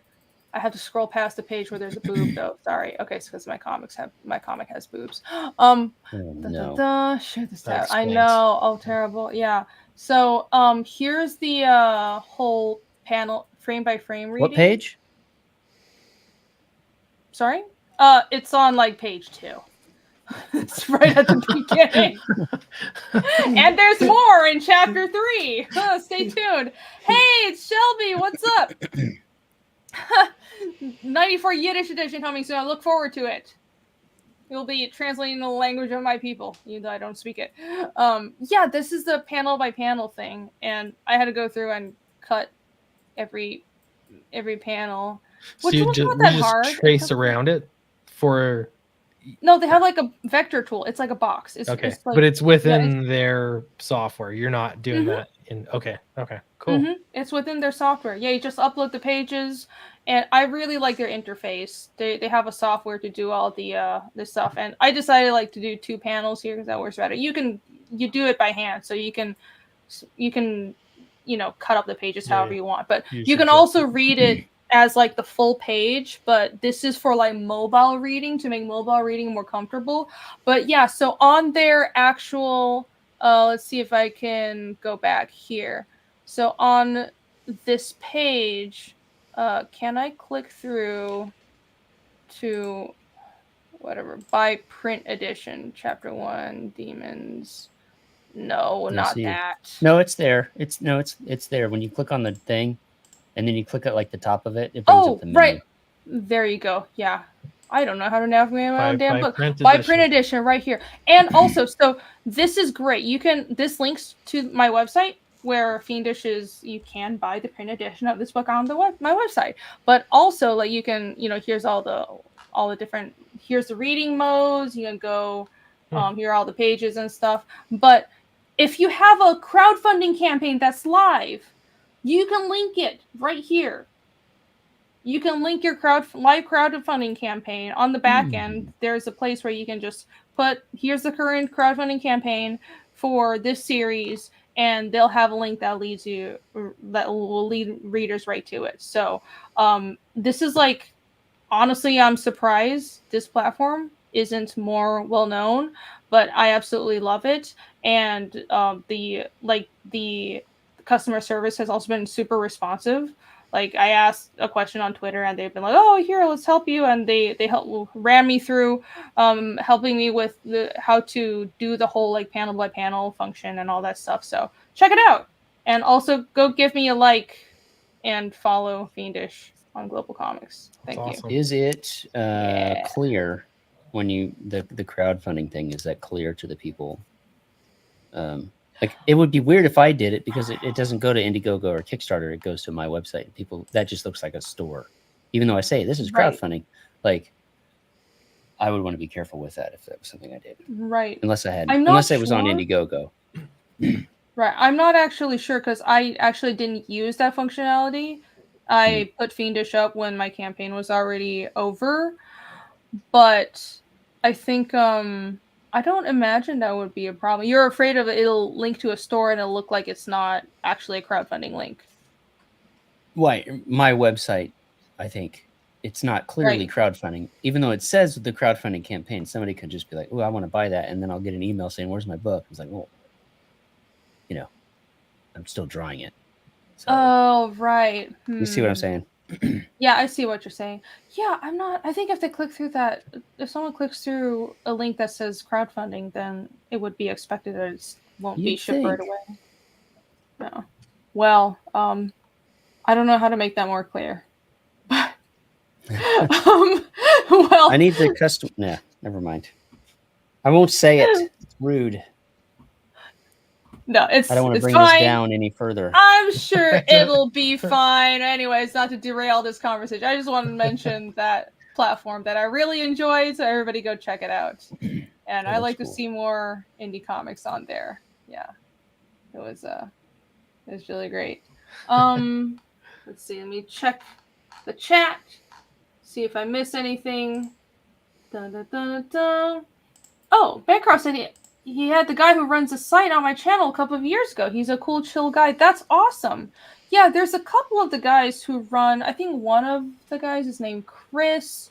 I forgot the other guy's name, but they I all I did was post a link to Fiendish once I uploaded it and tweeted it out, and they reposted it and all that stuff and helped me out like I mentioned. Yeah, it's great. You don't get that kind of interactivity with Indiegogo for sure. Jesus. Hell no. Hey, They don't even return JW. emails anymore. Yeah. No, I've gotten like 2 in all my years of putting campaigns on Indiegogo. I've gotten like 2 or 3 responses through email. It's frustrating. There used to be a guy. Yeah, Ian, right? Yeah, Joel. Yeah. Joel, yeah. Joel. But they changed their system. The actual responses I got was with Joel. They used to have like he managed the comics division or whatever, and then they changed everything. So everything went they to restructured. shit. They got a new CEO, and things have been downhill ever since. It's that dog from Narwhal's book that's pulling all the strings. Yeah. Oh no. Yeah. Oh man. I remember. Bancroft was asking about censorship with this guy. Yeah, I didn't even remember that was Global Comics, but he was like, everybody is welcome. So that's great. Oh, I'm making the connections now. Yeah, I didn't even realize that was the guy. I remember. Oh my gosh. Big brain moment. Good job. No, I remember the interview and I watched it. I was like, this is cool. And then I just totally didn't put anything on their platform. I forgot about it. But now I did put something on their platform and it's great. So another Chris I must work with. Sorry, Moromi. Too many Chris's. Moromi's also a Chris. Yeah. Well, Nice. that's just part of crowdfunding and also doing our own business like this. Things shift so much. There's so much uncertainty and platforms change and the people you work with change. So I almost feel like there is no one set model where, okay, this works. This platform is good right now. And so this is just permanently how everyone should build their business model off of. I kind of think everyone's book would find success in different platforms as well. That must be true. Because everyone's book is different. So maybe your book does well on Indiegogo. Maybe my book would do better on Kickstarter. Maybe somebody else's book would do well on their own platform. Even though most people, if you have the audience for that, so on and so forth. So just got to try everything. Yeah. Repress memory. Yeah, for sure. That's true. Good on you for doing the digital. That seems like I don't know. I've got to do that too. I got to do it. People ask about digital all the time, and it's just I don't know the format to do it in, but that looks super simple. Just it's not that hard. Most of the time, you just do a PDF, and it's just like this. Just feels kind of cheap. Yeah, you know, it's like here's the print file, a little bit low res. There you go. It's like I want to do something different. Yeah. Well, actually, if you, I don't mean to keep talking about Fiendish, but I have another thingy. I'm sorry. Back DOWNCAST, everybody. No, I want to know about Fiendish. No, we're talking about digital versions. So hold on. Here, let me share this. So on the Fiendish website, right? I'll check this out. Beautiful website. Okay. So if you go to read the comic, here's chapter 1. Let me zoom out a little bit. And I have you can buy the physical book, read it. You can read it on Global Comics. So you can also read it on the website. And I built this so there's a website pass that you can buy. Right now it's $10. And so you buy $10. It's a one-time fee, and you can read the chapter on the website, but it's not like Global Comics. It's not like a PDF. And this is how I'll show you. Hold on, I have to zoom way in, because again, censorship. Hold on. You know what? Here, let me just show you this page. So this is a reader. If you get the pass, you have this, and I have like the Narsa glossary, because you guys know I have like a whole fucking constructed language. So you need a glossary to read this comic. I'm sorry. I apologize. Let me go back here for 1 second. Scroll past the boob. Okay, moving on, continuing. What I have built in is pages like this. So I have pencils and the grayscale version, and that's pretty and darn creators cool. notes. That's cool. So if you're interested in a sort of creator notes version of the comic, you can buy the pass on the website. And I want to make the experience not just, it's not like a PDF, it's not like what you'll get on Global Comics. You can only get this on the website, and it's permanent. You'll always be able to access this. It's like a So, behind the there you go. scenes edition. That's really cool. Yeah, and like for this page, I have like this character straight up looked different in my first draft. So I put the note in, and here's like a little peek at that. So yeah, I thought and this took a little more effort to build, but I thought I wanted to provide just different ways for readers to access the comic digitally, and because you never know what works. Just trying to branch out and try everything. That's awesome. Yeah, that took a lot more time though. But I think if you don't have the functionality or the time to build something like that, honestly, Global Comics is great. I know Bancroft used to put his comic on Webtoons, so if you can he get, brags about all the comments and likes he got. Yeah, he was really whenever he gets Super a chance. Now he's going to start putting those numbers in the chat. You just wait. Here they come. You started it. It's never gonna end. But if you can put your comic on Webtoons, not get censored like me, then go for it. Okay, enough of me yapping. Hey, Ryan Blue Thunder, what's up? I'm glad you like the annotated version. Yeah, you can get that on the website. He started on Webtoons. That's right. The Lucent did start on Webtoons, which is pretty awesome. That's pretty cool. Oh, here he goes. 25K followers, 350,000 views. Wow. Really? So predictable. Wow. That's awesome. Amazing. Huh. That is I very. gotta try some of that. They are you can't have the boobs, but unfortunately, how dare I try to have cleavage?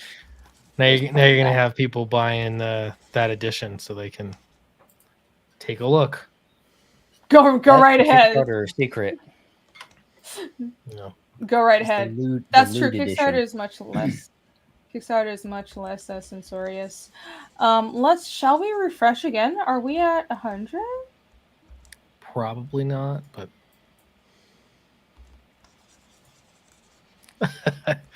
no, I should have refreshed before. It's okay. By the time are we going to kill an angel?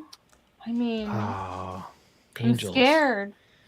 Well, I will say, if you scroll down real quick, let me just do this. I didn't refresh. Yeah, don't real quick. Let me scroll down real quick. I have. Maybe you've never seen Downcast before, but if you scroll down to the Downcast New Readers Bundle, this will get you caught up on everything in the most economical way possible. $55 for well over, I've got to count the pages, over 300 pages of story content here. It's a lot of pages. It's a lot of pages. These are quality books, all printed very nicely. The kind of quality that wins awards from, I don't know who gives out these awards for spot gloss. The kind of quality Press got that gets an award. you to make work. They don't even hire you. They just are like, you're the spot gloss He's guy just like, now. hey, You're can you help me with this? Because what that baffles me. the guy said it to you. He's like, you know Vaughn? It's like, well, yeah, I know Vaughn. Yeah. Yeah. Anyway, I don't know. funny. I think I'm getting tired. That's part of my problem. Just check it out. If you haven't read Downcast, look at reviews anywhere. Look at YouTube reviews. This series is super fun. It's interesting. It's a story that you're not going to get anywhere else. I've got to try.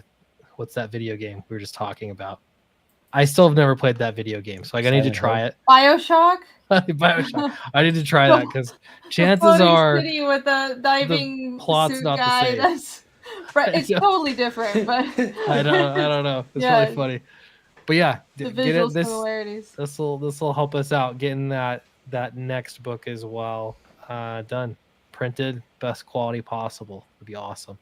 Thank you, Hell TC. yeah. Awesome. Okay, Pixel Trader, I what's don't know. up? Yes, Hey, it's Clint. Thank you Pixel's for here. joining. We got a few people that just joined. Yeah, we'll for people who just joined, I'll go play the trailer again because we've had some people Yeah. that hadn't seen it, and if you want to do another pitch and then we'll refresh. I didn't Sure. refresh. Everybody's saying I killed an Just- angel. I didn't refresh. Nope. I don't know if my browser glitched or something. Yeah, just but wait for me. We just need Yeah. 3 more backers, and 3 more. no angels will die. We're trying to get to 100 backers, so that's Sure. all we need. Of the we have 80 people watching now. 80 people. Wow. If every one of 80 people watching has backed this campaign, which is closing tonight in like an hour and 20 minutes. So if everybody who's watching has backed this campaign, then we will be well past 100 backers. I don't believe that every single person who's watching has not backed this campaign. The link is pinned in the chat. This is an amazing book. This is on book 4 already, and this is a quick turnaround. You're going to be fulfilling in like 2 months. So Then- all the art is done, by the way. Lettering script is going to Eric. I hope this weekend, but That's me. things are a little nutty.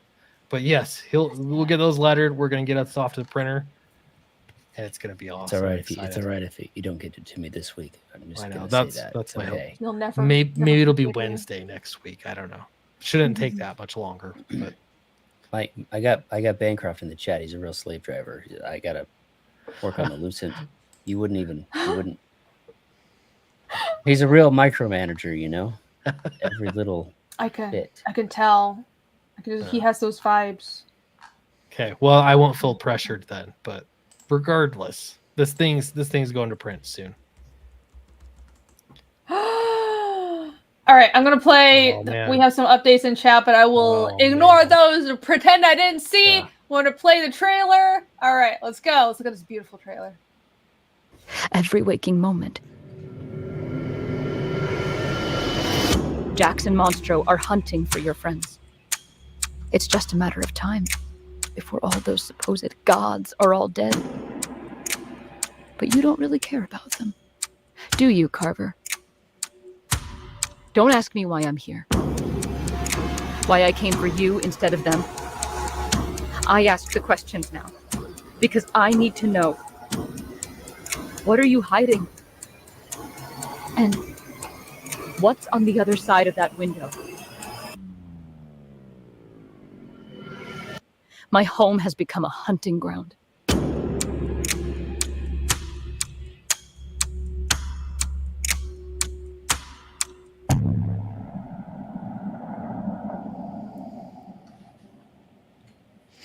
Yo, that trailer's badass. Hey, That's really thanks. good. Oh yeah. That was It's my great. my The best. music, the clicky. Yeah, I feel like I found a method to make trailers for super cheap and in a reasonable turnaround time. That's the best trailer I've made. But what it is I go find music first, and then I write the trailer based off the music, and then I edited the pictures changing and everything. And then I went to Fiverr and just hired someone for $30, professional voiceover, to be my character. And Cool. she turned it in. I was like, Good. oh, that's She so did a good. great. That's She did a good for great job, $30. God damn. $30. Yeah, it was really good. Shit. So All right. But Yeah. yeah, so this story, this is, the fourth book in the series. So if you're hyped just because it looks interesting, that's a good way to go. Downcast is about, at its core, it's about a brother and sister, Joanne and Jax, who are, just struggling to get by in this floating city in the sky. And they're thrown into this bigger world that's caught between science and reality and the unknown, right? And so they've made some friends. The Monstro's a friend, and then they've also made a lot of enemies. So in this book, we're getting a lot of the gods that existed in the old world coming up to Strata to exact revenge. So it's awesome. Not my best pitch, I know, but I'm really excited about this book, and I think you'll like it. And ask the chat, anybody that's read Downcast, I don't pay anybody. People genuinely do like this story. There's a reason why it has continued this far. So thank you. There's a lot of mystery to it. There's a lot that can't be said yet, but I mean, the reviews are out there, and if nothing else, the art looks amazing. I mean, look at this, and look at whoever this is, whoever drew these pages. I guess they're all right. I guess that doesn't suck. I guess you should back the book just to have that. Thanks. Pretty good. Eric's story is one of my favorite self-contained scripts too. So it was just really cool to work with him on this. He did an absolute killer job. He's an absolute professional. Yes. Back Battle Brick Road. Oh, look! I like what you did there. Now I'm actually paying attention. That's the way it goes. His book is mentioned. So Back Downcast. And Downcast, yeah. If we get just one more backer, then the angel will survive. So that's all we need is just one more. I mean, I don't know if this is the magical backer that we needed, but Ryan Blue Thunder did just back, and he said he wouldn't have known it was a closing. So I'm glad he got 1 through 3. Great. All right, thank you so much. Oh, nice. Yes, thank you Appreciate for the support. Yeah. Dolores at best $30 ever spent. Yeah, I agree. That's voice acting was actually really good. So a killer job. It's like, man. I will say this was a lot of fun to work on. I had just finished drawing Battle Brick Road 1, and you were all like, "Hey, bro, time of work." I was working on Battle Brick Road 2. I had a couple pages in, and I thought, yeah, actually, I think it would be great because it. I got it's 20 pages, right? 20 pages, yeah. Your chapter. So it was like I really got my feet underneath me in drawing in this new format. So that helped out a lot, and it was a lot of fun. A lot of fun action stuff that, the underwater fight, and that last page is we can't show that one was good. Can't show that one. Can't show that one. Yeah, all the mystery, all the best pages that you can't show. I know I've shown a lot, but there's this one. Yeah, there's every chapter. The last page too is gonna be pretty insane. So, but yeah, Eric's last page, when I just remember writing that script, like, oh, this is it's the perfect it like, connects together so well. So yeah. I don't even know how it connects to the main book yet. You haven't seen anything else other than what's on the campaigns. Yeah, you'll find out. Yeah. It sets it up for So I feel like I'm being so it's not really that mysterious, but when you're on the fourth book in the series, it's kind of hard to explain this without knowing what came before. So yeah, I don't know. Just spoil everything. Yeah. Your mic's sounds like you're underwater too. Yeah. What, really? Me? Oh, now it's normal. It's better now. Okay. It's because I'm not speaking into my mic like this, and Mike-kun doesn't like me when I decide to yell at the wall. Tipit says $330 exactly. That's a very specific number to spend. Just lead me. I will lead you right here to this campaign that is pinned in the chat. Just buy this right now. Yeah. And Battlebrook Road after Downcast, of course. And then you can buy some merch on the Fiendish website. Thank you. There you go. BattlebrookRoad.com.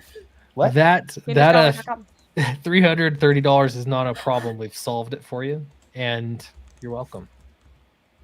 Yeah. Yeah, you will not regret your purchases. Support everything on here, all of it, all at once. Much appreciated. To pit also Fiendish 1 and 2. Money will spend. Oh, thank you. I appreciate that. I hope you will also consider supporting Downcast 4. I have such sights to show you. Oh, I don't think I've seen you around before. That is a disturbing ass icon. God damn. Oh my god. Okay. Thank you for the $2. Clint, when will the Alterna single issues ship?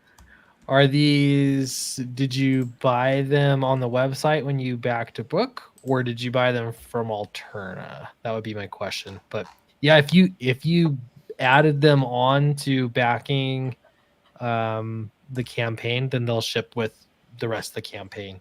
So, but yeah, shoot, my email is sweetcastclint@gmail.com, and we can get into specifics. So, but yeah, I'll help you out. Thanks.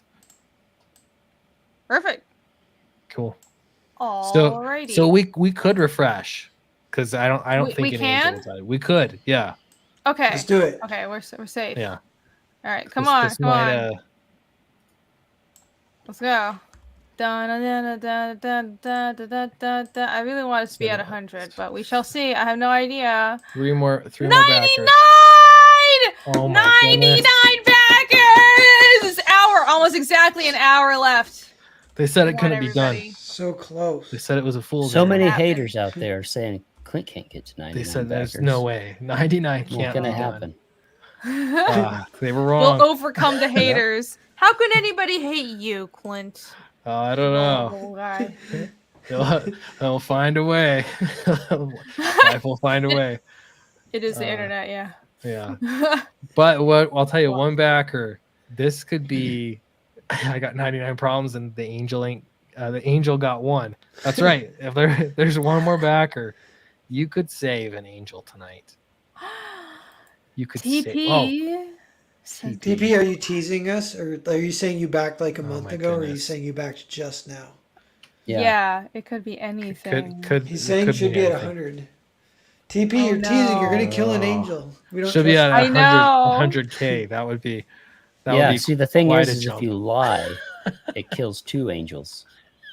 No! It's like an angel holocaust. Yeah, there you go. Oh my gosh. It's getting really dark. Holy shit. Oh man. Holosaurus, you don't mean that. I know you TP. don't. No, that's okay. I will. I don't know. Yeah, I'm not get in line, refreshing it. Paulus. I'm gonna give it a few more minutes. Paula said we couldn't do it. It's all him. It's his smear campaign.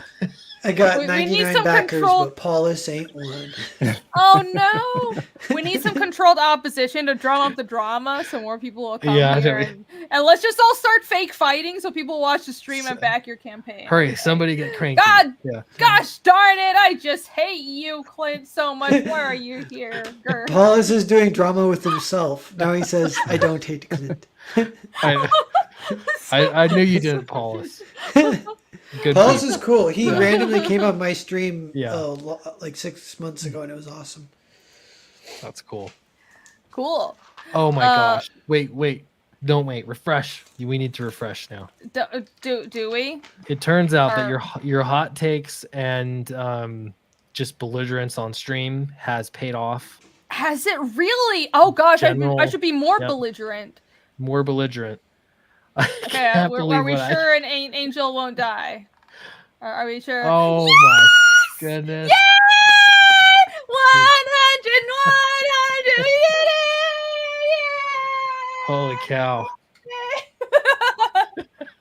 Very loud. Thank you, everybody!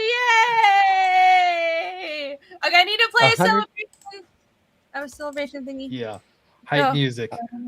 Hype music. It's Yeah. not really music, it's just a lot of noise, but yay!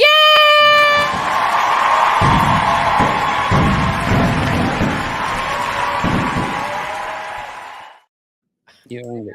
Yes. worked. Awesome. Holy cow. Woo! Thank you so All much. thanks to you, chat. Wow.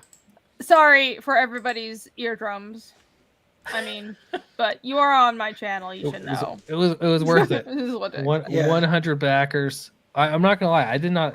I told Eric, hey, I'm thinking about launching Downcast. I'm just gonna throw it up on Indiegogo and see what happens.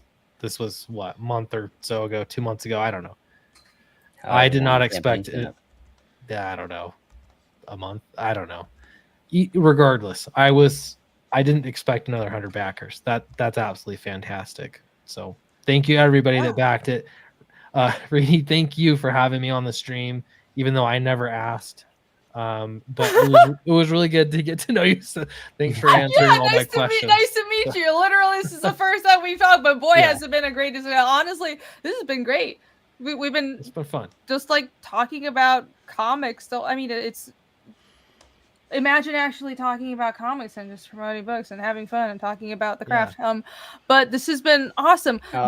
I can't believe this is the first time we've really talked, well, ever, or in any way, shape, or form. Because guys, if you missed the beginning of the stream, what happened was I've never met Clint before, but Snuggie, who we can all thank for this happening. Yeah. He asked on Clint's behalf, but he asked Narwhal to ask me.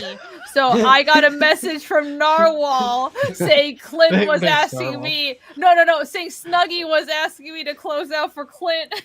And then in a roundabout way. So now this is how we're all here. So cool. I'm really glad.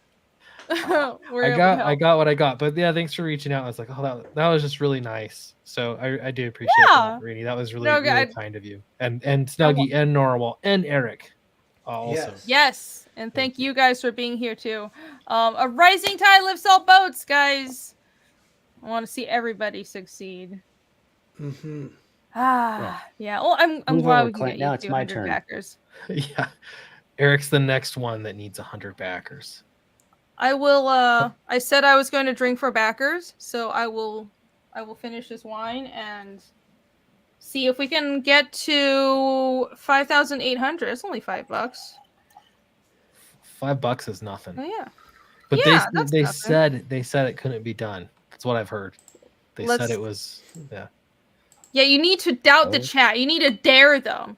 Oh, I bet you wouldn't dare to back this campaign. I bet you wouldn't dare to give Clint another $5. You need to call them out You guys don't have the individually. guts. That might be Which a one little much. in the chat hasn't backed? Crisis, Paulus, Hale. Gonna shake name it. Oh no! Oh my god. Dare it. Heard. Yeah, it's impossible. This is a 6. You guys wouldn't dare. You Hunter wouldn't dare to Seeker- actually get this campaign. Yeah. 5,000. He says refresh, but I don't trust him. He's trying to kill an angel. I think it's a trick, and Yeah. he actually hates Clint. I don't trust him. Snuggie did say that he would back again if we got to 100. So oh my goodness. we're gonna at least have 101, maybe. Snuggie's more. gonna have too many of these books on his hands. What if like 50 of the 100 was all Snuggie? Snuggie spent. Oh my gosh. Shame mode. Well, I'm glad now that I know I'm gonna. I think this weakness. We're unlocking the secrets to crowdfunding success tonight. This 100 backers begins the climb. Wait, I forget to yell at the chat and shame them. That's how you get money. Belligerents on stream, and I don't know what else we could think of. Yeah, I don't know. We can do that though. It's not hard to be belligerent. No. I just need to finish a little more of this wine. By the way, I was wondering, what did you use to build your website, Clint? Let's go back to this website. I want to show everybody. That's Shopify, but you have to put in. Ah. So for the whole website, it's Shopify. There's a lot of nice things about Shopify. There's some not so nice things about Shopify. Overall, I like my experience with it in that it's pretty easy to do to get a decent looking website. But the plugin, you have to put in a plugin if you want to crowdfund on it. And then now I'm in this weird phase because I turned off the plugin, but the page still exists. So it's just odd looking if you back it. Leave it up. Oh, like this thing? Yeah, see, it says calculating time. So that's just the way it looks. I don't know. But I have to leave it up so people can back it. So right. Okay. So you can right now it essentially is just like a store. It's not crowdfunding anymore. You can still just order all these. It'll still add the backer number to it. But yeah, the way I was pretty happy with how this worked because I had the 3 drop-down menus, and between the 3 drop-down menus, I have pictures for every single combination so that you can see exactly what you're getting. Yeah. I did like that. Yeah. This is interesting. Yeah, there are a few things that I'm like, I wish I could format it a little differently. I wish you didn't see all the pictures there on the left side. I wish they were hidden until you selected, but there's no way to do that. So, well, this isn't. You could, I wouldn't have. But you'd have to code. You'd have to know what you were doing. Yeah, and that's not going to happen. Science is ChatGPT comes in and saves the day. Or Pixel Trader, one of the two. We're all going to be out of a job in like 5 years. It's fine. I've already made peace with that. I didn't expect this to be Shopify. I guess I've seen Eric's and Bancroft's Shopify crowdfunding things, and this looks kind of different. Maybe it's just because he took the actual widget off. So he's using the plugin, and Mike and I don't use the plugin. Oh, okay. Well, we do use plugins, but different ones. Ours are cobbled together to make it appear as if it's a crowdfund with all the numbers and all of that. But we didn't use that specific crowdfund plugin that Clint. Yours looks better than mine. Yes, absolutely. It looks way better than yours. Yeah. I just put it together and I was like, this is all it's going to be. Yeah. Because it still doesn't look like crowdfunding. It looks like a Shopify store, but it did have, I've got the backer number up there. So. Yeah, that's what helps. That certainly helps. Yeah. Interesting. Well, it's a good-looking website, and you do have your catalog and everything in here, and that's quite a few books. There's they add up. Some Alterna single issues. Yeah, so I'm wondering if the question in the chat, do email me, because if you order them through here, especially they'll all ship out together with the crowdfund. So cool. Calculating for all time. Hail the Lord. No. I refuse. Unfortunately, I refuse, but what is integrity? So I bet Narwhal might show some cleavage. You guys can feel free to show cleavage. I'm not against that. Lost weight. Hey, go right ahead. In honor of if it hits, what is it at? Yeah, you gotta refresh. Yeah, refresh. Should we? They How said did that happen? They said it couldn't be done. Should I? Yeah, they said that. Every time you say that, I think of Zoolander when he goes like, "They said I couldn't win best model 3 times in a row." Well, I guess I showed. Oh no. Aw, Tippett, what are you talking about? Tippett keep I don't know how to pronounce your name, so I could just say it like that. When did I vacuum seal my Fiendish books? I don't understand what's going on. Snuggie for 10 says, top you up to 6K? No, you did not! What? No, the fuck, that's you why did we said not. refresh. I was wondering, I was looking at wait a second, it says 102 backers. Those numbers don't. No way. So did Snug just back for a random backing for 202? Oh, goodness gracious. Oh my god. This is your biggest fan. Snug. That's a Not lot only of did money. Snug organize this whole closeout don't- and then did the nice back at the end. Snuggie, can you be my? What do I have to do for you to be my biggest fan like impressive. you are for Clint? Like, damn. Snuggie's the reason I crawled out of my hole to get on a very few live streams. I will say, I didn't even have you on, Clint. What kind of friend am I? I didn't even have me on. I didn't. I'm not firing up a live stream, but he's like, man, you got to promote. He's been pushing me, and I know he's a big fan of Downcast. So I appreciate you, Snuggie. That's awesome, man. More than I deserve. I'll tell you that. No, you I did deserve launch every Downcast cent of that. the first. I did launch the first campaign, so. Oh yeah. So. Eric. So all this success is attributed to Eric, is what Exactly. He's saying. Yeah. Yeah. We'll put his name first on the book. Oh dear. Yeah, he deserves all of it. All right, Thank you, Snuggie. If it gets to Thank you. 6,001, I'll show some cleavage. Yay! Narwhal cleavage. He has been swimming in the river, so he probably does have cleavage to show. Let's go, everybody. I'm showing mine right now, but you can't see me.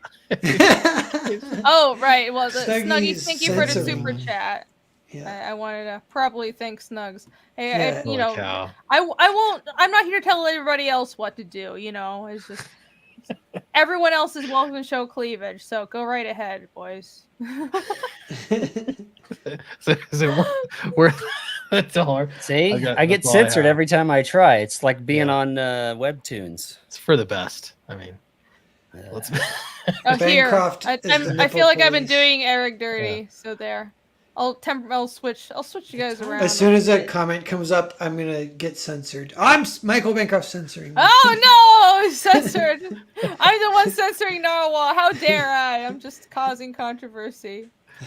That's funny. Chris is gonna I don't know, but we do have an hour left on this. Let's. I'm running out of wine. This is all that I have left. I haven't even been gonna say, drinking. I've I've just been like sipping this whole time. I'm terrible at this. We don't have to go another hour. It's fine. Like We might not. This I do is need to go already to bed surpassed eventually. far surpassed my expectations. I'm like, this is 6,000 looking incredible. really nice, but yeah, someone Yeah. ruin it and Yeah. donate again, back again, and ruin the. That's a nice little bonus for your letterer. There Yeah. you go. Yeah. Yeah. Wait, do you have stretch goals, or do you suddenly now have a stretch goal to give Eric a bonus as of I a mean, minute ago? well, I really got to pay to print this book. The one thing is, like, I would love to do spot gloss again. But No. that's it feels bad not to do spot gloss. So that's Oh my god. we shall see. I don't know. Okay, hold on. So spot gloss. Have all the Downcast books previously had spot gloss? And a foil stamp. They're Okay. beautiful books. Yeah. That sounds very nice. They okay. really are. Yeah. Beautiful Yeah. books. Man, that's chat knows I've had like a traumatic fucking experience with spot gloss and I never did it, but Same. it does look great. So it was during COVID, so everything was fucked up, and then it was like, oh, they didn't have chemicals and printers weren't doing it anyways. It was horrible. But yeah, no, it does look really good. If you've done it for 3 books so far, you should continue. I agree. 4, because I did the reprint too. So yeah, 4 books total. I've done it, but we'll see. Yeah. All No, this 6,000. That's amazing. 102 backers. Is that where we're at? Yeah. Yeah. Amazing. Yes. So good. Thank you, everybody. You guys Thank are you. awesome. So yeah, Thanks for the chat. I'm serious though. We can call tonight anytime because I know it's especially late for you. It's late for everybody. This is incredible. We beat the haters. Nice. So Yeah. We beat him off with a stick. I gotta go. I'm pretty glad. Soon, just I FYI. didn't- Yeah. Okay. I didn't know we were here fighting haters, but I'm glad we did that. It just turned into that. It's Crisis. Crisis is the. Well fought, everybody. I appreciate all of you. We defeated all the wild barbarians that were trying to tear down your campaign. Oh my gosh. Wait, you might have to refresh it one more time. Give it one more time. No, Mike says hold on. He said not so fast there, cowboy. Well, I saw one number go up, but the other number not go up. Can you back? I'll give it another minute. Did someone refund to ruin our 6,000? No. Can you back a campaign? If anybody does, do that, okay. I would be like, hey. This is the person who did that. Screw you. That would be such a dick move to do on somebody's closeout. now you can refresh it. I can refresh. Okay, one more time, everybody, before we end for the night. This is going to be perplexing in a different way. Yay! Mike wants that cleavage. What Normal, now you have to. All right, we're going to... Hey, no pressure. Oh, yay, we got narwhal cleavage. Woo! All right. Everything you could imagine here. That's a wrap for tonight. What an amazing show. We reach all our goals and we even got some cleavage. Well done, everybody. Mike wants it on full screen. How did he do that? Did he just do like $2? Uh-huh. Can't you even do that? That $2 basically went straight to my jock strap. Yep. It was Mike, $1, I don't see no $1 super chat. due. I'm just kidding. Narwhal, are you willing? I can do it where like just you circle the nip with like a little. Okay, all right, that's good enough. Okay. This is quality entertainment, folks. This is great. I could be sleeping right now, but no, I got to see Narwhal's nipple. I can't believe I'm the only one drinking. Cheers, everyone. Thank you for joining us. This was a really good stream. I really appreciate all of you supporting Downcast 4. Thank you. And all the rest of our books joining us for this amazing reveal of Narwhal's first nip slip and cleavage. Nipsey Narwhal. Show. Yeah. Live on air. Let's do a round of shout outs, everybody. Clint, where can everybody find you? I've had enough, but yeah, you might. Well, I'm living in the mountains farming goats right now, but I mean, probably Twitter @CastSweet. That'll be every now and then I'll pop up there, but that's about it. Cool. So yeah. Follow Clint on Twitter. Nice. Do that. Yeah. And he doesn't want people to look at his campaigns apparently, but you should continue doing that anyways. Yeah. My wildest dreams have come true, so I'm good. Awesome. Thank you, everybody. Well, let's continue to make them come true. Yeah. Eric, letterer and everything extraordinaire, because you do everything. Obviously, you can catch me up on the Twitter, the X, the Instagram at Eric_Weathers. And you can back Battlebrick Road 2 at Battlebrick Road 1 or both at battlebrickroad.com. It's Wizard of Oz with guns. Awesome. Oh, we should have pulled that up. Should I pull it up real quick? I feel bad for not pulling it up. Yes. Battlebrick Road. Yes, I will real quick. Hold tight, guys. Hold tight. Hold on. Hang tough. While you do that, I'll just say, because mine, I don't have an active campaign, but I'm fulfilling Earthbound Grand Prix 2 very soon. And also, sooner or later, Cerberus Part 2 is going to launch, and then the Nosferatu relaunch to kind of coincide slightly with the launch of the Nosferatu of Robert Eggers film comes out next winter. So I'm going to try and I'm going to do a re-release with a new cover and try and get some scragglers or something. Cool. Mm-hmm.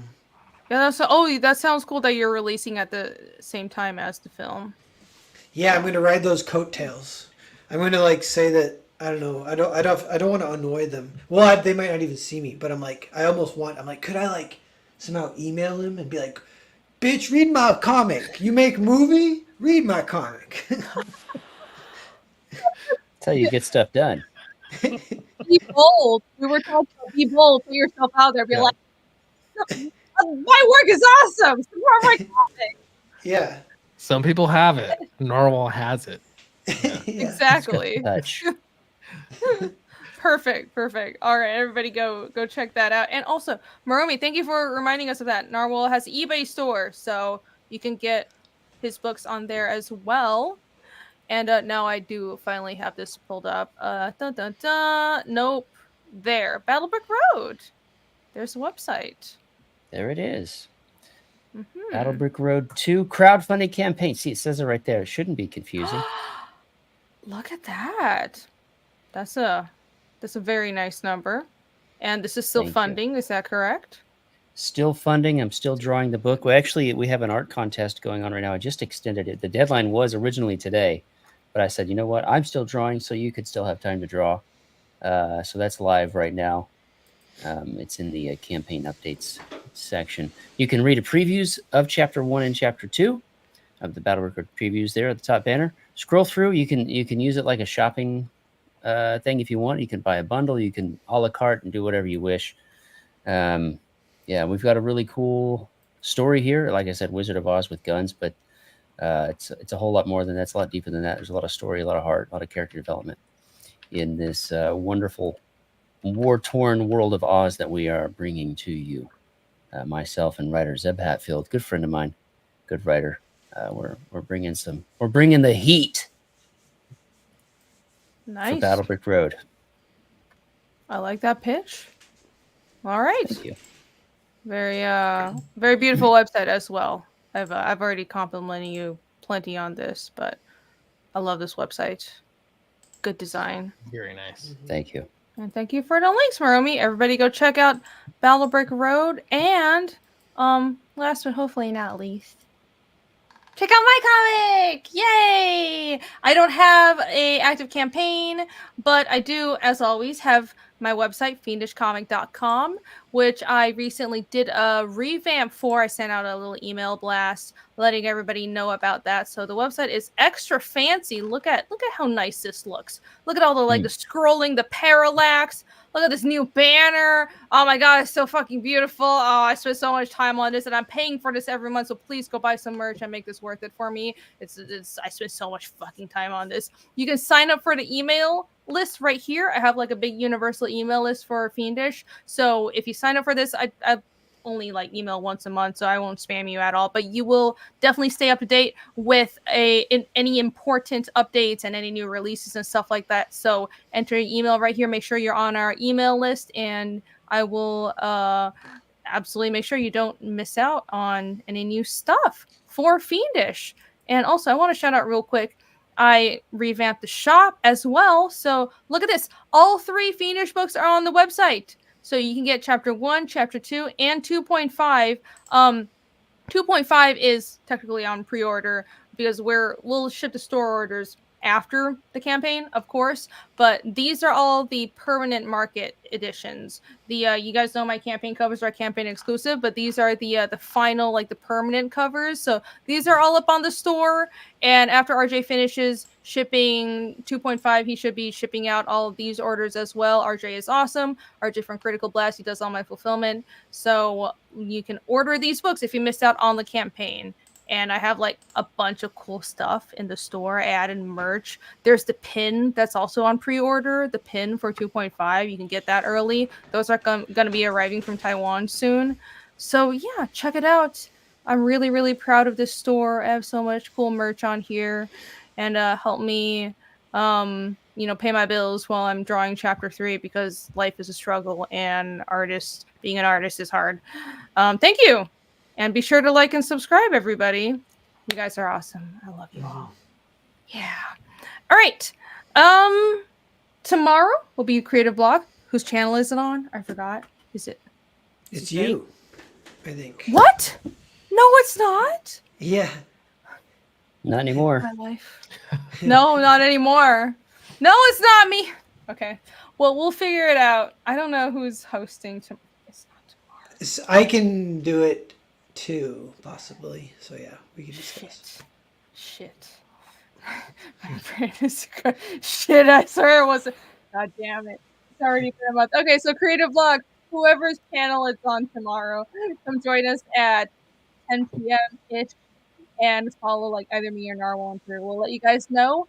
And I'll see you again next Wednesday for another Hellion Art Show. Join us to promote more products. All right. Have a good night, everybody. Bye-bye. Bye. Bye. Bye.